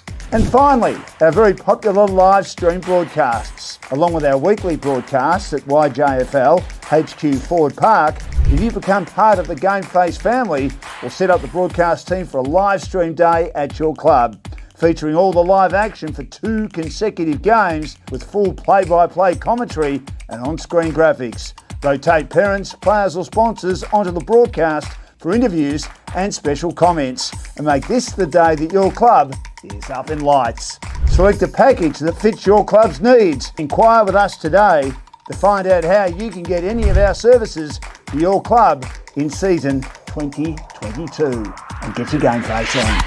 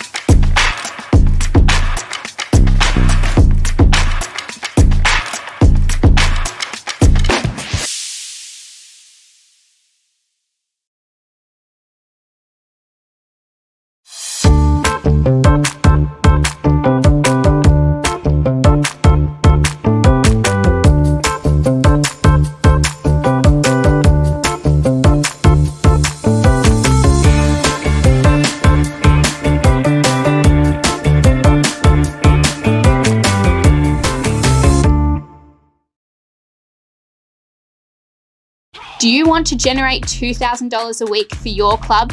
Stand out from the crowd of generic websites?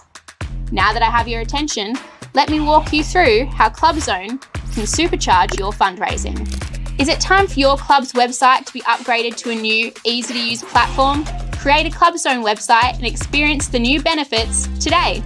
It's time to supercharge your fundraising. ClubZone is everything your club will need to raise money. It's time to have an all-in-one website for your club's important news, information, sponsorship, e-commerce, ticketing, membership, and much more.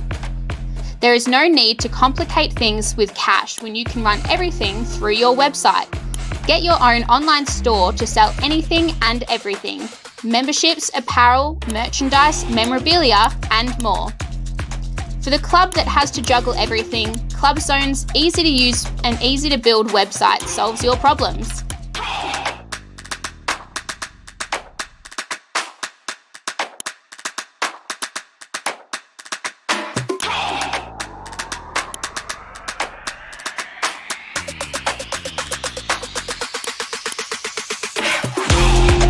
No need to update the latest news on your homepage. ClubZone will have an auto-generated newsfeed straight from your Facebook feed.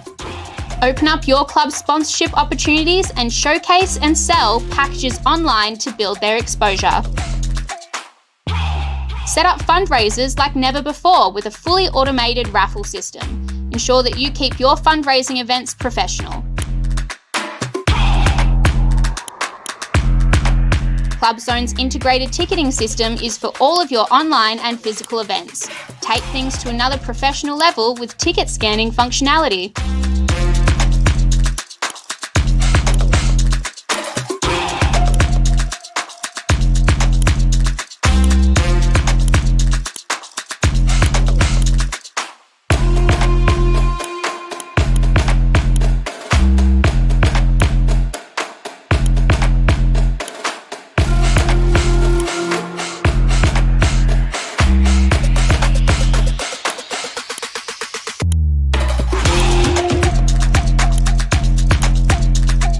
We know help desk tools are one of the most integral tools when it comes to supporting our customer base successfully.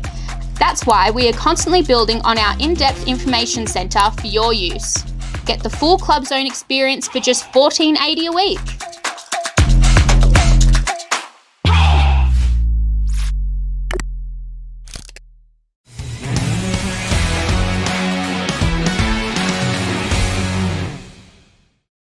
In life, You have to play by the rules.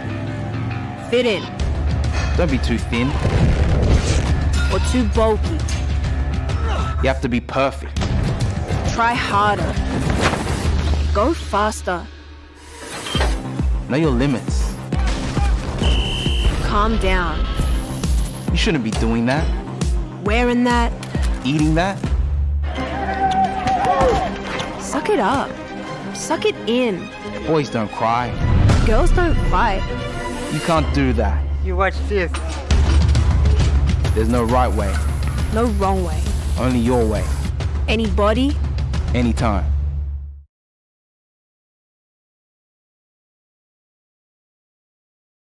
Hi everyone, it's Tim from Growth Syndicates Australia and we're financial transformation specialists. Our clients are eliminating their mortgage in a much shorter period of time, creating more wealth and boosting their super. This is all done without impacting their lifestyle. Sounds amazing? Well, let me explain a little bit about the GSA Advantage. With clients all around Australia and a head office located in Elsternwick, our team of very experienced professionals enable unique and exclusive property investment opportunities through wholesale investing for clients to achieve specific outcomes. Our current projects are located in Brighton, Malvern East, Kew, Glen Iris and Mont Albert North. It all starts with a friendly phone discussion to then arrange a meeting to provide you with a clear picture on what GSA achieves for our clients, and with no charge or obligation, see where these results can apply to you. So check us out at growthsyndicatesaustralia.com. Give us a call on 1300 205 556. I'd love to have a catch-up coffee with you at your place or our office. See where GSA can improve your financial position.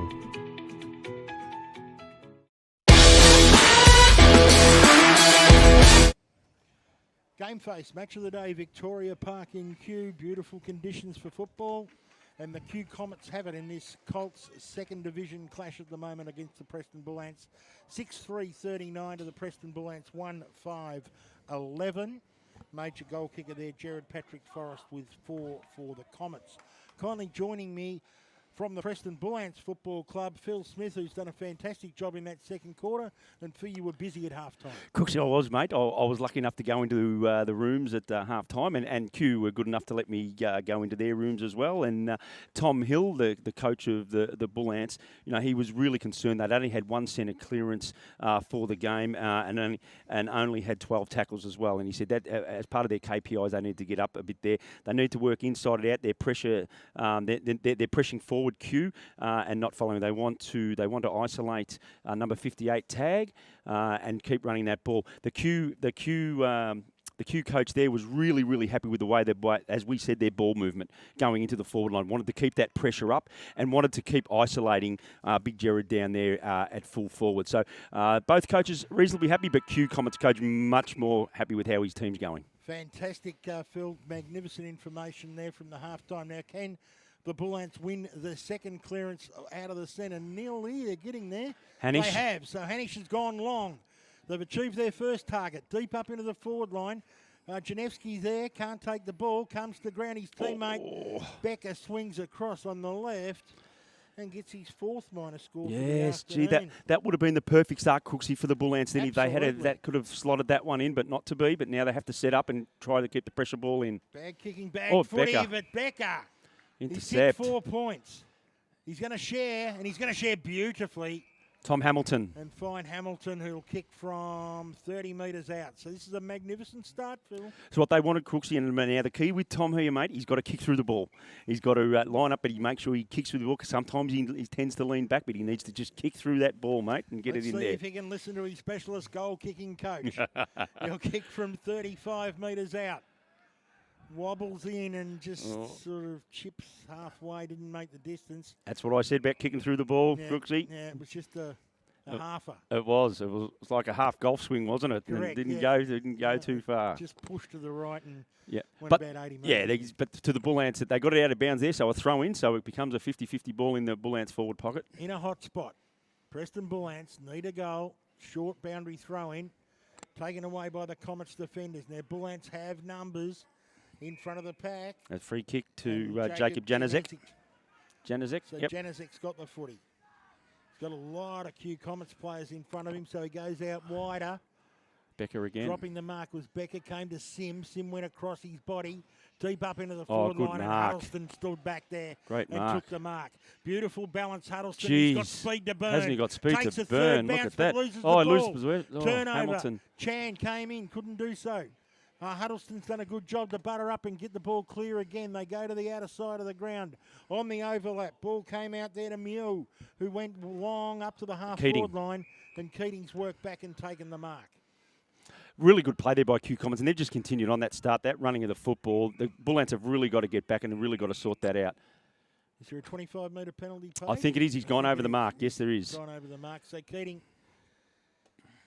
It's amazing what the difference is between the 25 and the 50. I know it's obviously 25, but just in the context of the game, the 25 doesn't seem to matter. No, exactly. The 50 metre when you're 60 metres out matters so much. Absolutely. So Oscar Keating at centre half forward now. So Keating goes long, right up towards the full forward line. Preston Bullants looking to do the roving, but coming through was Holmes. Did a good job, went across his body. Good mark out there by the man M-W-E-U-Y. So Mew got the ball only as far as Knight.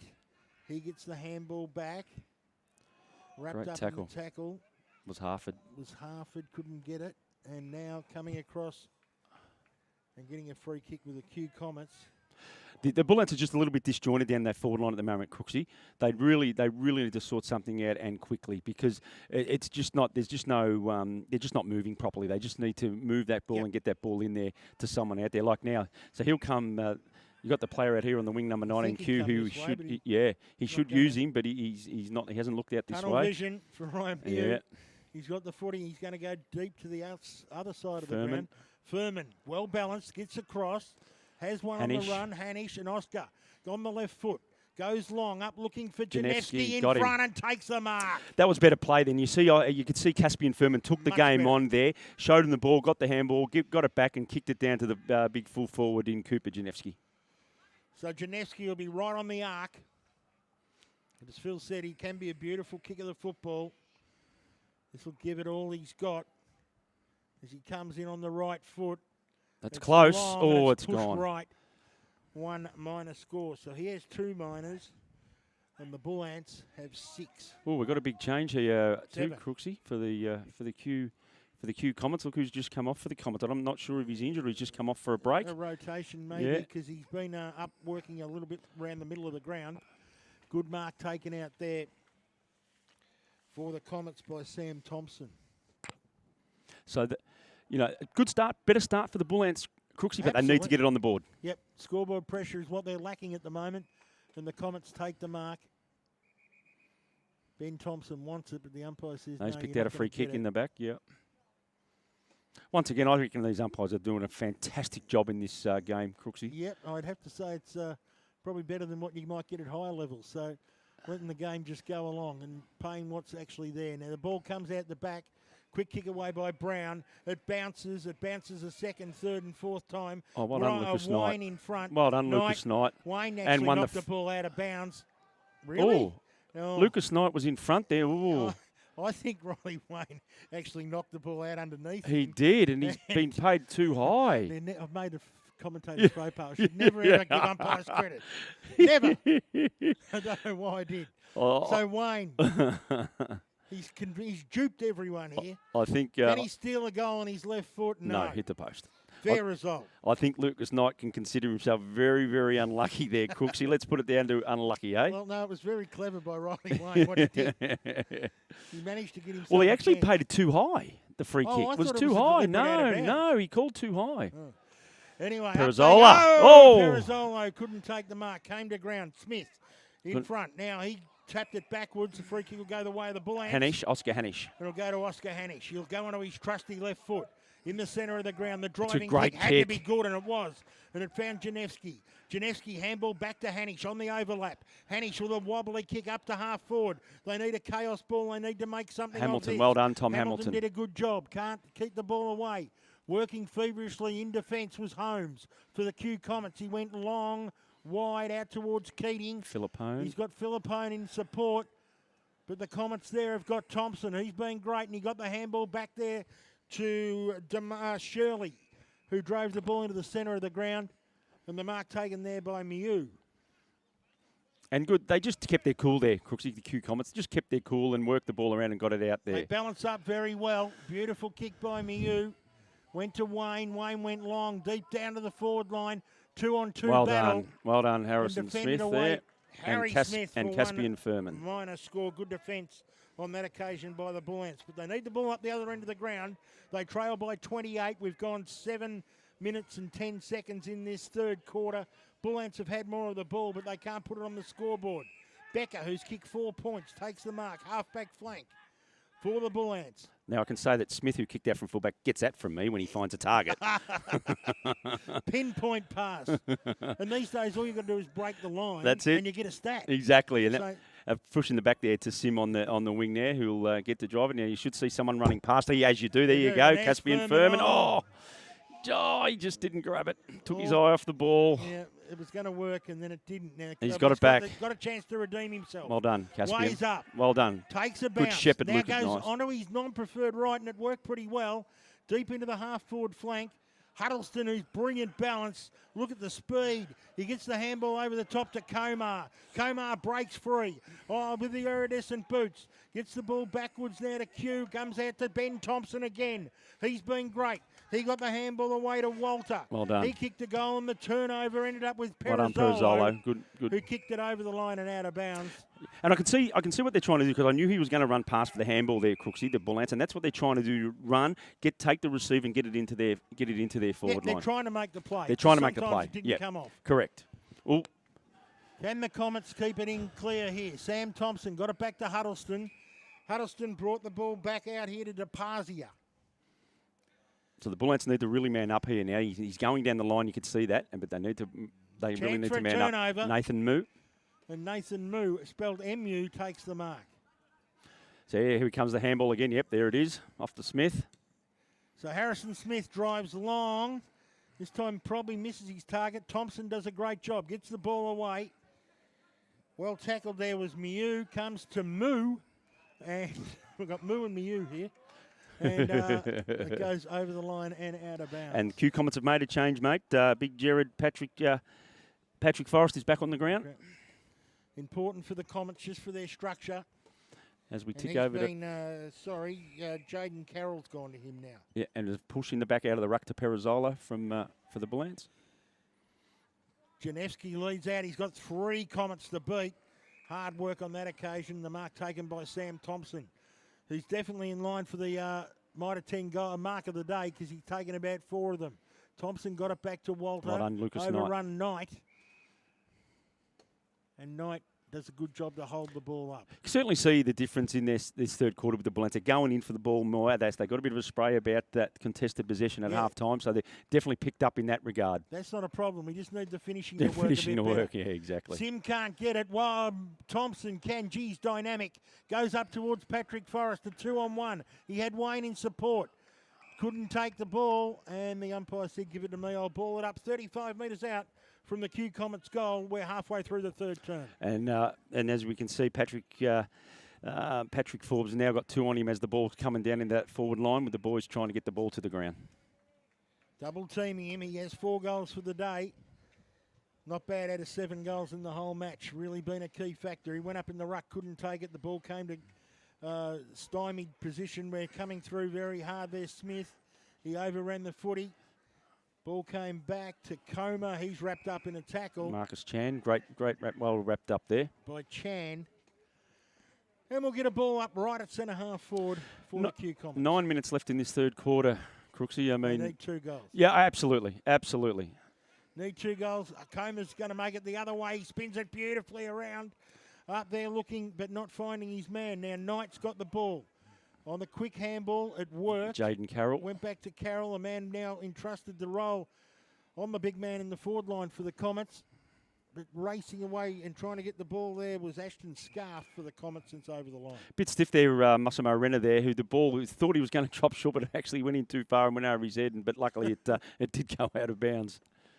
Ball's gone out of bounds on that side of the ground a lot today. Brown in the ruck contest. And speaking of that, it's Renner. There's Renner. He's assisted there Nathan Moo. By Moo, number 14. Moo, dangerous kick. Comar coming back on the footy. Can he take it? He's pressured hard by Becker. Becker, well done. And Becker's well done. Got a paddock. Now he's got to be good here because it's hard work. There's 2-on-1. Oscar Comets Hanish. have the numbers. Hanish is undermanned, but he does a good job to keep it alive. Got it back to Moo. Moo went backwards. Ended up with Perizzolo. Perizzolo's gone out wide looking Jack for Madison. And Janevsky. Madison's got Janevsky in assistance. He's got to get into his left foot. He does that. He goes back to Madison.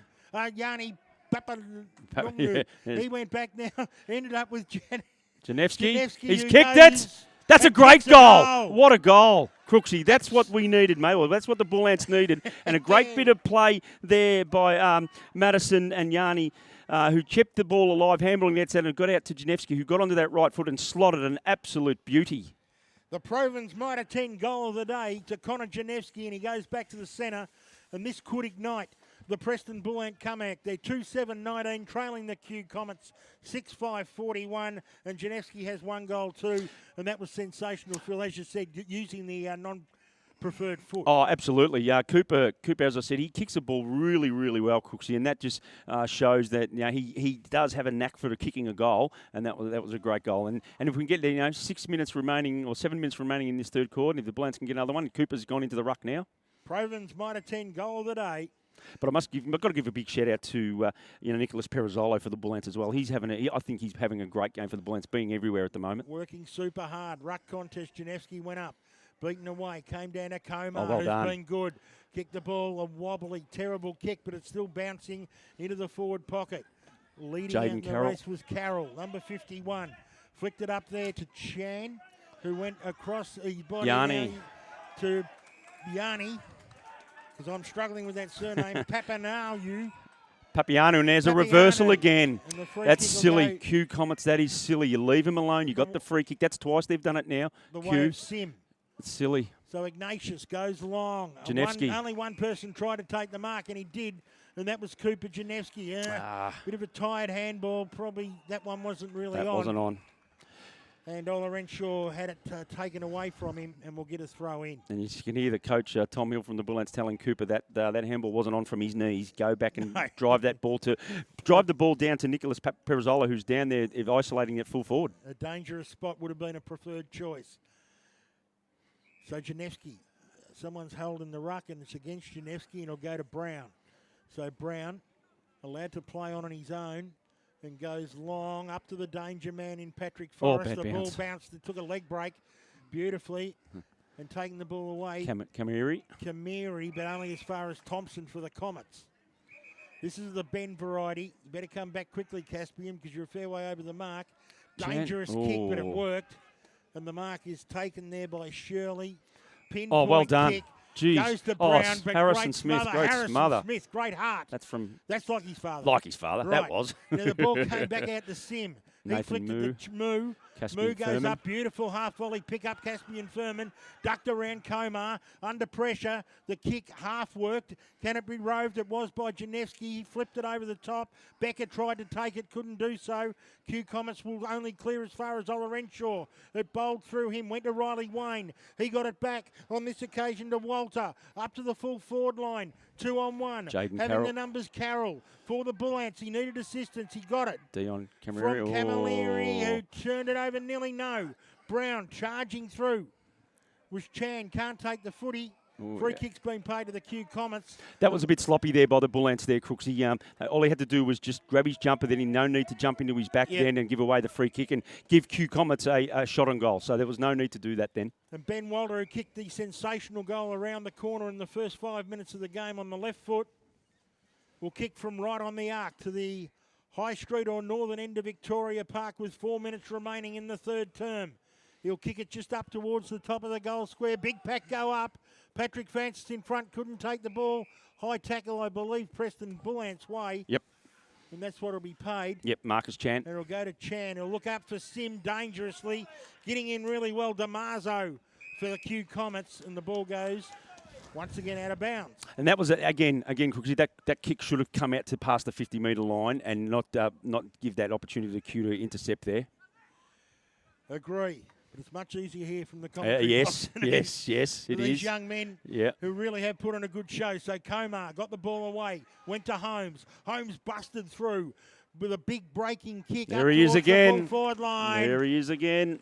And the man who's hard to stop, Jared Patrick Forrest, takes the mark. He has 4 goals, 2 out of 6 goals, 5. He won't miss this one, mate. He was, again, they tried to have the 2 on there, but the big hands went up, mate, and they were no hope. Comes in. That was a floating, but straight over the top goal. Goodness. 5. That was interesting. He come off one. He come off one step there. And then just, yes. He come off one step then and flat punt and floated it through.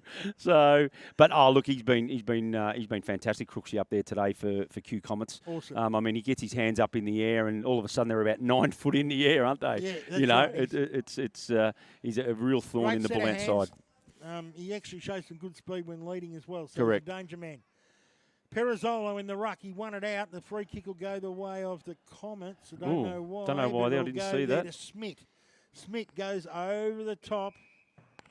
And again, 2 minutes to go in the third quarter, Crooksy. The Bullants have just got to hold on here now. Yeah. They've got to defend and not let it go. Definitely. Ben Thompson up to Smith again, and Smith takes the mark. And we know where this ball's going to go, mate, don't we? 55 metres out. He's up there. There he is. Gone too wide.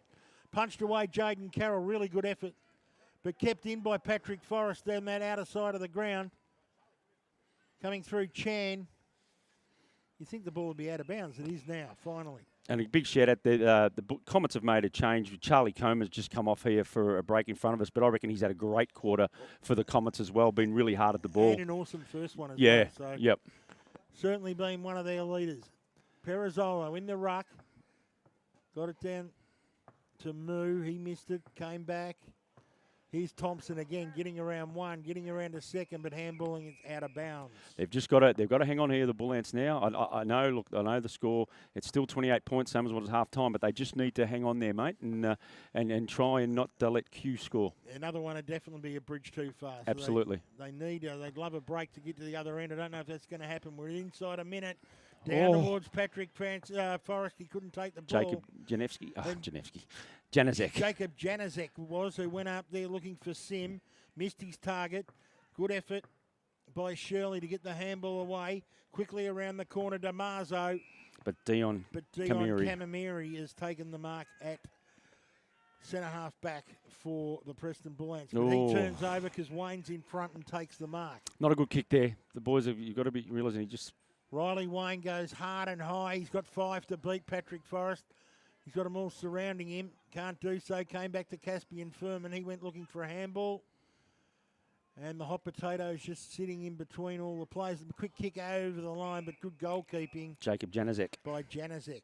So will Janaszek come to the grandstand side? He's only got 7 seconds. Well, I think he will now. I think he will now, and is just going to hold it up now for this last 2 seconds and kick it as long as he can. Exactly. And he does. So it was an even quarter. It was a goal apiece. Q kicked 1 goal 2. They go to 7-5-47. And 1 goal 2 on the board there from the Bullants to be 2-7-19. So made up no ground, didn't lose any ground, but.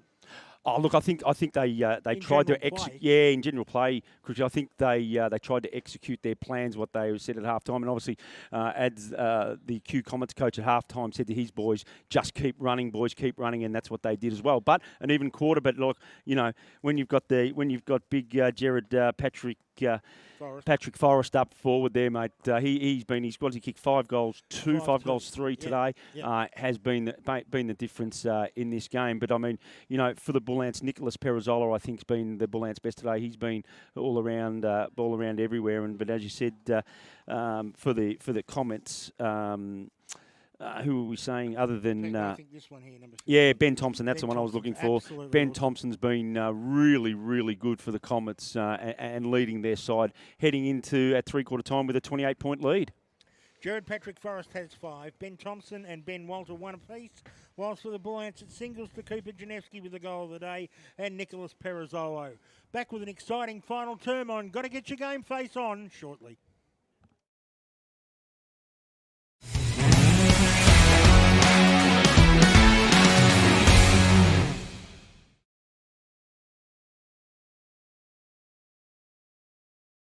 Hi everyone, it's Tim from Growth Syndicates Australia and we're financial transformation specialists. Our clients are eliminating their mortgage in a much shorter period of time, creating more wealth and boosting their super. This is all done without impacting their lifestyle.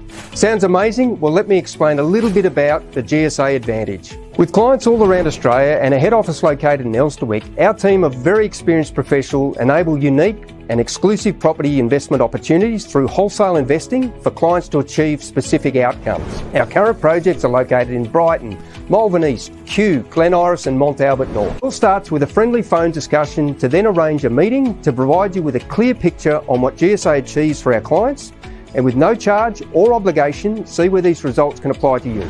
So check us out at growthsyndicatesaustralia.com. Give us a call on 1300 205 556. I'd love to have a catch-up coffee with you at your place or our office. See where GSA can improve your financial position.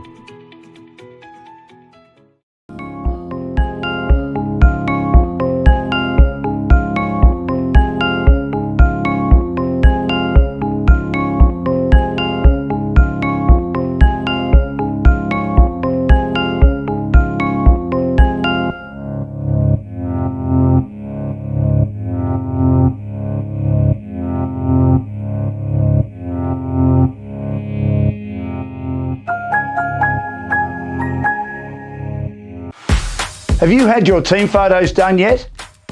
Well, Frankie Photography is the only way to go. Great photos, great designs. Find out how your club can raise money by selling photos online on your very own shop. Check out our website for other great offers such as live premiership posters, end of season awards, tributes and milestones, and gift vouchers are also available.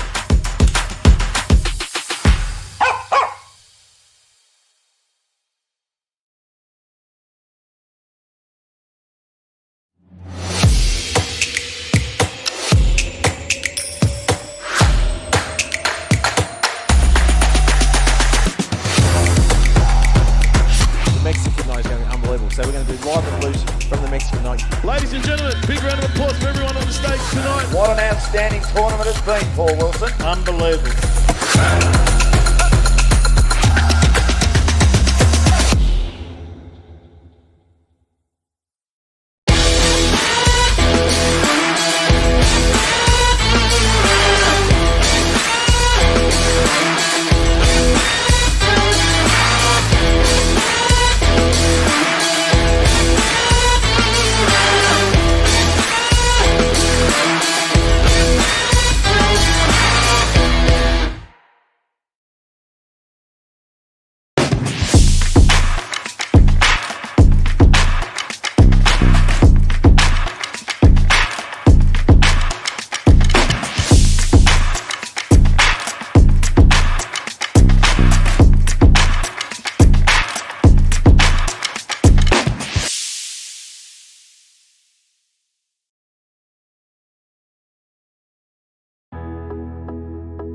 As the real estate industry is ever changing, our priority as a business is to create unity within our office and into our clients' homes.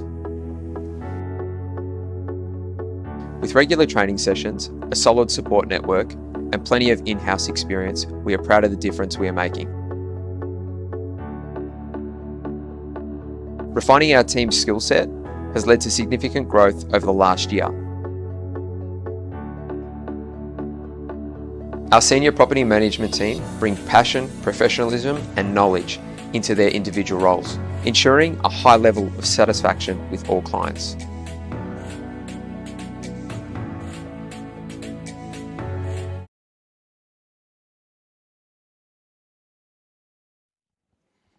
Back, 7-5-47 Q, 2-7-19 Preston. We've been sensationally joined by Phil Smith from the Preston Bullants Football Club since quarter time. Phil, can your boys get back? Oh, look, Crooksy, I think they can, mate. The key is they need to kick 2 quick goals to get them back on a sort of an even keel and give them some confidence. If they can get 2 goals in the first couple of minutes, game on. Let's hope that goes, and it's worked out from the start because a big kick by Hanish goes deep into the forward line. Oh, he's got it. And Now. just as what Phil ordered, the mark's been taken by Becker. Now, the only problem is Yes. Jack has 4 minor scores for the day. So, come on, Jackie boy, you need to kick through this ball, mate. Kick it straight. And as I said, mate, if we can get a couple first off, and this would be a brilliant start within the first 30 seconds of the last quarter. So Becker comes in, kicks. Looks good off the boot. Umpire does not move. There we go. That's just what Phil Smith ordered. Jack Becker's been prominent up forward, and he gets his first one. 1-4-10 to Jack, and the Preston Bullants go to 3-7-25. Trailing the Q Comets 7-5-47. And Crooksy, as we said, and that's going to give the boys a little bit of confidence now. If they can get, it was a great tap out from the centre from Prevazola straight down to Hanish's throat. Now they need to do this again. If they can kick a goal again within the next minute or two, well, mate, you never know. Then all of a sudden, game on. Scoreboard pressure. Yeah, starts scoreboard to come pressure, into it. absolutely. Ruck contest. Perizolo been really good. So's Brown. Comes down. Smith. Yep, it was. Flipped it across. Can't take the ball, but it's quickly ping-ponged out through Chan down to the half-forward line. Caspian can't, Furman can't take the ball, but he can wrap up a tackle, and he's given away a free kick. Too high. Again, that was reckless there, Crooksy. Just a bit of overzealous in front. Smith, the ball comes to the back of the pack. Umpire said play on. Sim had the ball, went out the back. Sim's doing the tackling. Q have got the footy. They kick an underground kick. Overrolling there. Januzek puts it out of bounds there, which was probably a good result there for the Bullants. In the late inclusion, Luke Hazelgrove, and we'll get a throw in. Back to 22 points, mate. So let's see how we go from this throw in. They've kicked the first one. Might be too high. Free kick for too high, you would have thought. And now it's he's going to be paid later on. No, it's been paid against him. Oh. Well, that was different. Oh. And it'll go to that man, Ben Thompson. Wow. So Thompson. At the back, there's a Q Comet lurking, and the ball didn't matter because it's just gone straight through. It just kept bouncing and bouncing and bouncing, and Benjamin Thompson has been a sensational performer this afternoon. I think that was very interesting there, that too high call there, Crooksy, because everyone started moving forward towards the Bullants goal, and all of a sudden Ben Thompson had the ball, and they all of a sudden, oh, hang on a minute, what's going on here? And he's driven it long and went over the pack and went for a goal. It opened up the whole field, and as we said, there's some decisions in matches that can be very important, and I get the feeling that might be one of them. So we're just shy of 3 minutes into the last quarter, and Q get that stabilising goal to lead by 28 points. But out of the centre, Harrison Smith, beautiful. Chipped it down to Yanni Papanunu, who kicks the ball dangerously. And then front and free kick. A holding free kick to Cooper Janevsky. Now, again, advantage of playing in front though. I couldn't see the ball going there. The umpire was very close there to the holding the man decision. But they've got to be in front, Crooksy. That's where they've got to be, mate. They've got to be in front. As you said, Phil, there may have been a holding infringement there that we couldn't see. But again, the difference out of the centre, Crooksy, coming out of the centre was brilliant. So Janevsky. To cut it back to 22 again. Comes in. It hangs. Has it got the carry? No, it's play on. We're 15 metres out from the Preston Bullants goal. Coming back, Papanunu kicks a minor score. So Yanni kicks his first minor. It's 3-8 to 8-5 margin, 27. Good defending by Q Comets on the line there, Crooksy. Gone 4 minutes for the seafood station. And yes, Phil, absolutely correct. The Comets desperate in defence. The ball comes up looking for Sam Thompson. He can't take it. He was pushed off the ball. No free, said the umpire will throw it in. Got to give a shout out to Jack Becker as well. He spoiled the ball there and went over the line, but he's had a very good game for the Bullants as well, Crooksy. That's for today. Oh, he's presented all the time. It's just his finishing hasn't been as good as what we would have liked to see for either side. Came down there, Chan. Oh. Coma, was he tackled high? Oh. Umpire said we'll throw it in. Throw it in. Might have been just, couldn't see the contest there, the umpire, because I think if that had been the right policy there, might have been a free. To be a free and not to be a free. Thompson's had a heap of the ball, got it back to Coma, went back to Thompson. They're sharing the footy. He kicked the ball long, and this time standing up, Oscar Keating. And Oscar's taken the mark, stood firm in front there of Walter. Got to be, see, they're a bit stagnant here, the Bullants. Crooksy, see, and there you go. They're a bit Ben stagnant. Just going to keep taking the footy. Yeah, he's played well today, Ben Thompson. Absolutely He's been awesome. a really, really good player. Thompson chips up, misses his target. Keating tries to do the buttering up work, didn't work. Came around the corner to DeMarzo.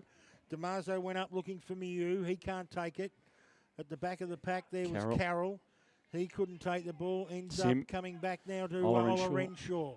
Ola Renshaw's flicked the ball through the centre of the ground. Where Harford got it. He went to Chan. He moves on the run. If he can get a handball away to him, doesn't work, and it turns over. And now Q will quickly kick the ball up towards the half-forward line, taking it and kicking it very long up towards Walter, and Walter takes the mark in the goal square. Good play there by Q. I mean, they got, Kona. the Bullants panicked a little bit there, coming out of their back line with the bad handball. Yeah, the bad handball at centre half back with the turnover. Q got back on their bike, and Ben Walter in the goal square took a very easy chest mark, and will kick Q's 9th goal, no doubt. And we're looking to become the second multiple goal scorer of the game. Point blank range to the southern end of Victoria Park. And that, you'd say, is going to make it pretty tough for the Bullants. They've got to fight it out now, Yes. Crooksy. The Bullants can't give up. It'd be pretty easy now to let the game go and let Q kick another 3 or 4 goals, but they really need to. Outscore them, absolutely, yeah, absolutely. So they really need to fight this game out with still 15 minutes left in the game, and they still need to pull back 2 or 3 goals if they can, or 13 minutes left in this last quarter now. These two sides played already this year. They have, yes, and the Bullants got over the top to them by about 66-47. That's right. So yep. We still might see a decider come September time. So as you said, they've got to still make their mark on the last 15 or 13 minutes of this game. And Good battle by Hanish. Making their mark at the moment. And Thompson's got it out again. He's got football poisoning, leather poisoning. Came to Coma on the overlap. Went up to looking for Patrick Francis. He couldn't take it. At ground level, he has Carroll. got it. He's kicked 5. He kicks the ball. It goes. And it's home. 6 to Jared Patrick Francis. 600 kicks to Ben Thompson. They're the two. 6 goals, as I said, and it's...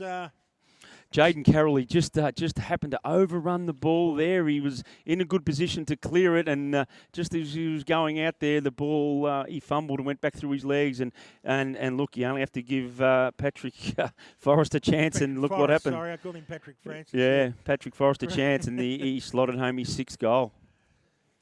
Sensational performance, and to be fair, they have been the best team all day. 10-5, 65 to 3-8, 26.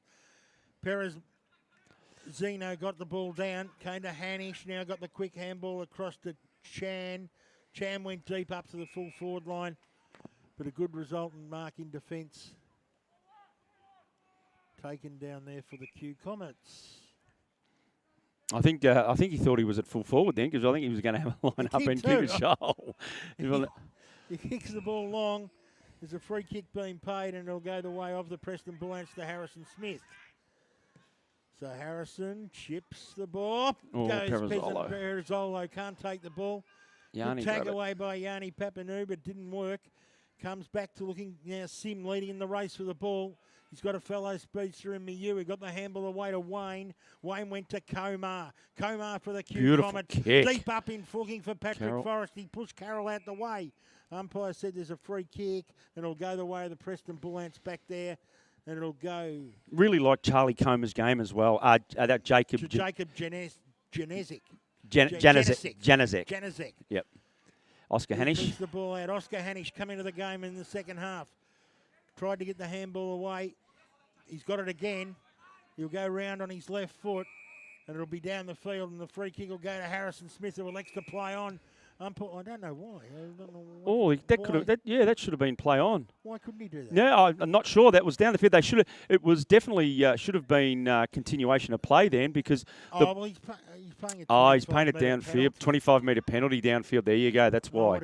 Yeah, absolutely. It's actually disadvantaged the Bullants there because they would have had a shot on goal. Yeah. So Hanish kicks the ball up high. Thompson, the high flyer, couldn't mark it. He's a jumping jack in the box to Jeremy Howard, the Colts here. Came back to Ben Thompson. He's the Dustin Martin, just gives the ball. And the ball came about to the Q Comets. Now they're going long up the line, charging through, doing a good job. DeMarzo, he tapped it on beautifully. Well done, Jacob. Well done, Jacob Janezek. Jacob Janezek tried to get it. Miu got it.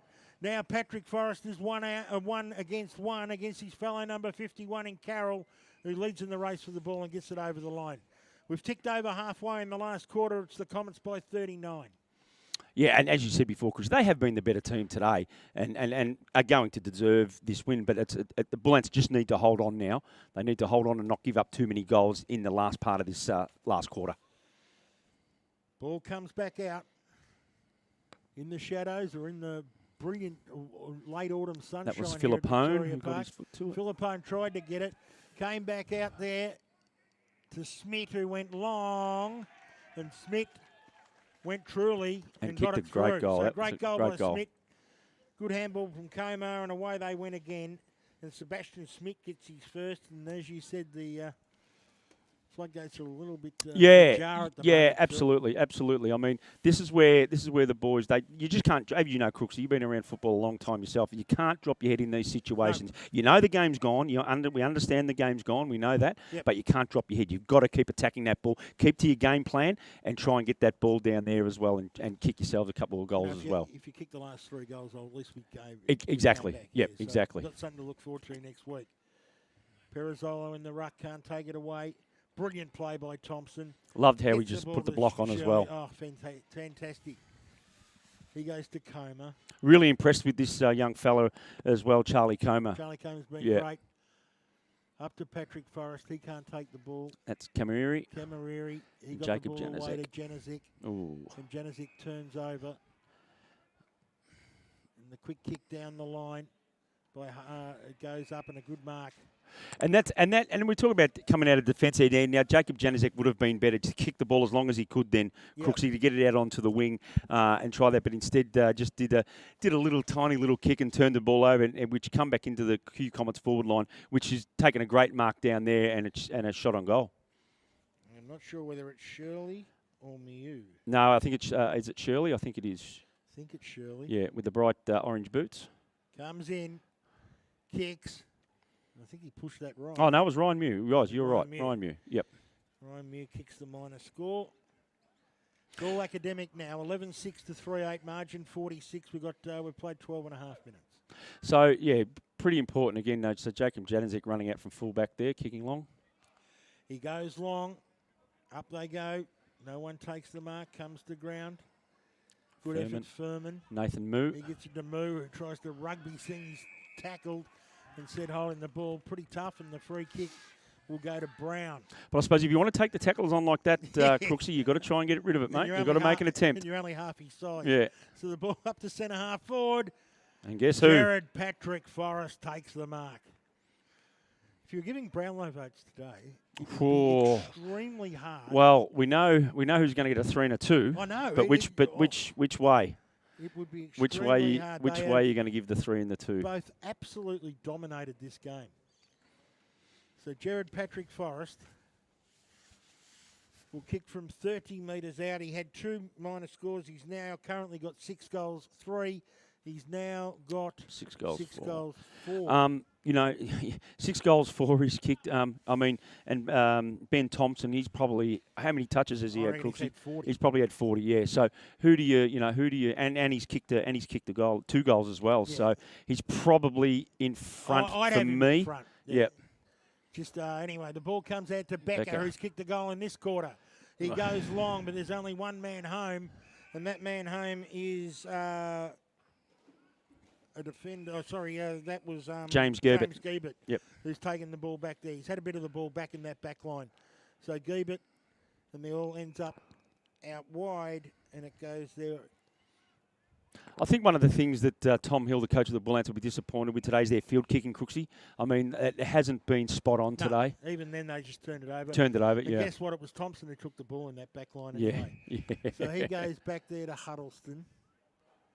Love his balance. Shown some absolute blinding pieces of play. And another one who's been really prominent is Ben Walker, who's kicked 2 goals and come in and taken that mark. He kicked the left footer in the first quarter, which you were under. I was, yeah. That was a good kick. Yep. So Ben Walter goes long up to as a free kick being played, and it's gone the way of that man again. So he's paid. The umpire's paid holding the man. Holding the man in that. She's netted Jared. Yeah, look, maybe a bit lucky. Here he comes. In for goal number 7. And he kicks it. Run out of room here. I wasn't expecting anyone to kick 7 goals for. But he has. So Jared Patrick Forrest has 7. It'd be interesting at the end of the year when we look at this game with the umpires' votes, and we're discussing the 3 and the 2, who the umpires are going to give their best on ground, because we know that's going to be one or the other. Well, you'd hope so. If the umpires didn't find either of them, would be a bit concerned. Yeah. and for me, I think Charlie Comer is the one who would be nearly in the 1 vote position for Q from my point of view. Can't disagree with that at all. Yeah, absolutely. He was good from the start when the game was hot. Brown won the tap out. Didn't go as far as he wanted, and it came out to Becker, who went for Furman, who got it there to Madison, who kicked it across his body, and it rolled and it rolled and rolled. Out in front of Holmes and Moo, and over the line and out of bounds. They need to get a result here, Crooksy. They need to somehow get this ball down into the forward line and get a result. He only kicked 1-1 to 5-2 in the last quarter. Yeah, and we kicked the first goal in the first minute. So that was when we thought this might be back into the game. Yeah. The Comets have stamped their authority on this match, and it's now 1 each for the season as we move into the second half of the year. Taking it out, the Q Comets again, Komar. Oh, good smother. Good smother. Beck over there again. And the free kick will go the way of the Comets. Dropping the ball. And it'll go to that man, Ben Thompson.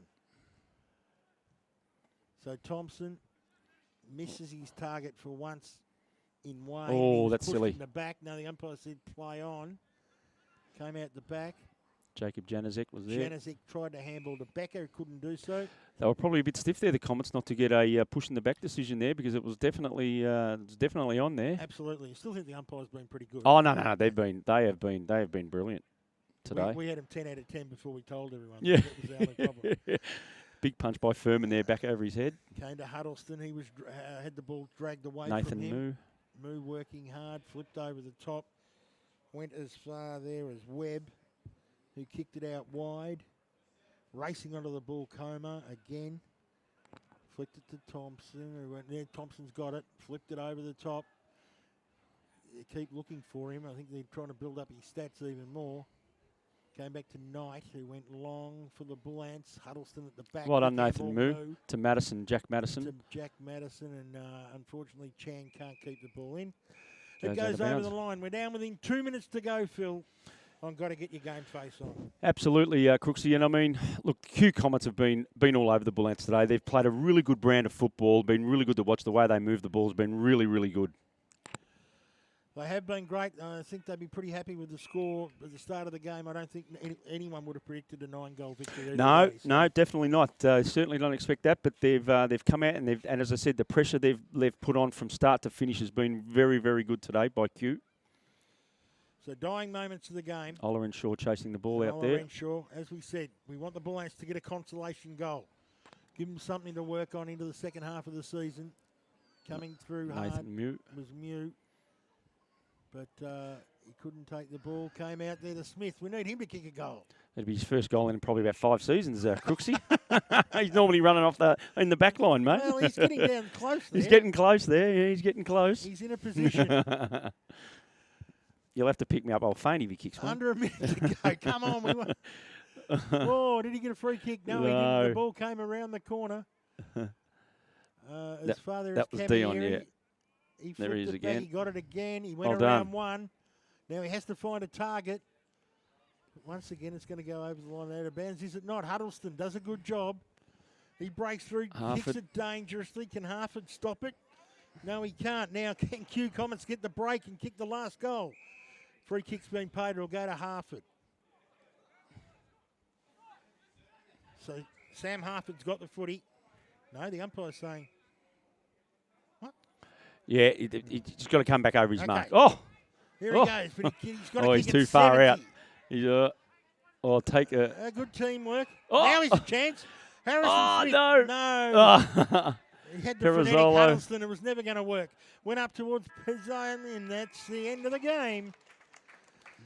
The end of the game that sees a rampant Q Comets go on their merry way. 12-7-79 over the Preston Bullants, 3-8-26. And as we said, the Q Comets played a really good brand of football today, Crooksy. The way they moved the ball, especially in that second and third quarter, it was play on at all costs. Get the ball down to Jared Patrick Forrest and see what he could do. And as we said, he did the rest. Kicking 7 goals 4. He ended up for the day. But I mean, way too good Q Comets. Look, the Bullants, they never threw in the towel. They kept going. They come out after half time with a different game plan, different style, but just weren't good enough on the day. My better players, Phil, for the Q Comets. I thought Benjamin Wilder was quite good up forward. Ryan Miel was busy. Ben Thompson, absolutely fantastic. Riley Wayne was fairly prominent. Jared Patrick Forrest giving him your guys a lesson up forward in goal kicking. Absolutely. Sam Thompson really strong at the back, and Antone Huddleston pretty good. Absolutely. For the Preston Bullants, where did you think he had Nicholas Perizzolo was the Bullants' best, in my opinion, by quite a way. Jack Becker also was very prominent around the ball all day. I've got to give a shout out also to Jacob Januzek. Tried really, really hard down back. Caspian Furman had a bit of the ball as well again, but I'd have to say Nicholas Perizzolo would be my best player for the Preston Bullants today, that's for sure. So today's game brought to you by the Seafood Station, and all scores were from Woodards of Manningham. The goal of the day, I thought early on Walter had a good goal, but then we think we gave Cooper Janevsky. To Cooper Janevsky in the third quarter when he got on the left foot, couldn't get it around, got onto the right foot and slotted it through. Yeah, I think that give some consolation to the Bullants today, Crooksy. I reckon Cooper Janevsky for the goal of the day. That's for sure. Mitre 10 goal of the day goes to Cooper Janevsky. Mark of the day, I think the one contested, number 52, Sam Thompson. Oh, that was took about 3 minutes. That was a fantastic mark, the one you're talking about as well. Absolutely. So Sam Thompson, the Grange Meat Company Mark of the Day. Oh, the Best On Ground Award. Hang on, can I just say the Grange Meat Company, though, Crooksy, what a place to go to get your meat. They are absolutely brilliant. And get yourself down there to the Grange Meat Company. I go there, mate. I've been there plenty of times, and make sure you get down there yourselves to get your meat from there. So visit the Grange Meat Company with extra quality, excellent service, excellent quality, or visit the store at 178 Grange Road, Elphington. That's www.grangemeat.site//. So that's the Grange Meat Company. And as we said, Woodards of Manningham, our scoreboard sponsor. The Q Comets going into the rooms as winners. One more player of the day. To give the player of the day. You got a coin? Yeah, well, it's a tough one, but look, I still think, as we mentioned with about 5 minutes to go in that last quarter, I still think Benjamin Thompson was the best player on the ground today. He racked up having the ball. He kicked two great goals. He, as I said, would have had 40 touches today, but Ben Thompson is the player of the day in my view. Ben Thompson, player of the day. I agree with that. And I think everyone else around here is pretty close. He was absolutely magnificent. Thank you so much to Nick Bartlett for some technical work today, to Taylor Wilson for doing the previous game, to Nathan Lingridge for doing the buttons and the technical work. Thanks to Tarkin Crooks. Thank you to Gary Mock for a previous game, to Dave Miller, and a special thanks to the man from the Preston Bullants who's put, I mean, it's not easy sometimes when your team's going down. Done a fantastic job, Phil. Look forward to seeing you and Harrison right in the rest of the year. Hopefully you make the finals. Hopefully we can come and you can join us again. Oh, Crooksy, that'd be great, mate. And we'd love to see Game Face down at Zwar Reserve one day, doing a game down there. I'd love to get back on and talk to you boys. It's been an absolute pleasure joining you and being on the telecast. Awesome. Thank you, Phil. Thanks, everyone. Remember, got to get your Game Face on. We'll join you next Sunday from Yarra Junior Football League right across the eastern suburbs.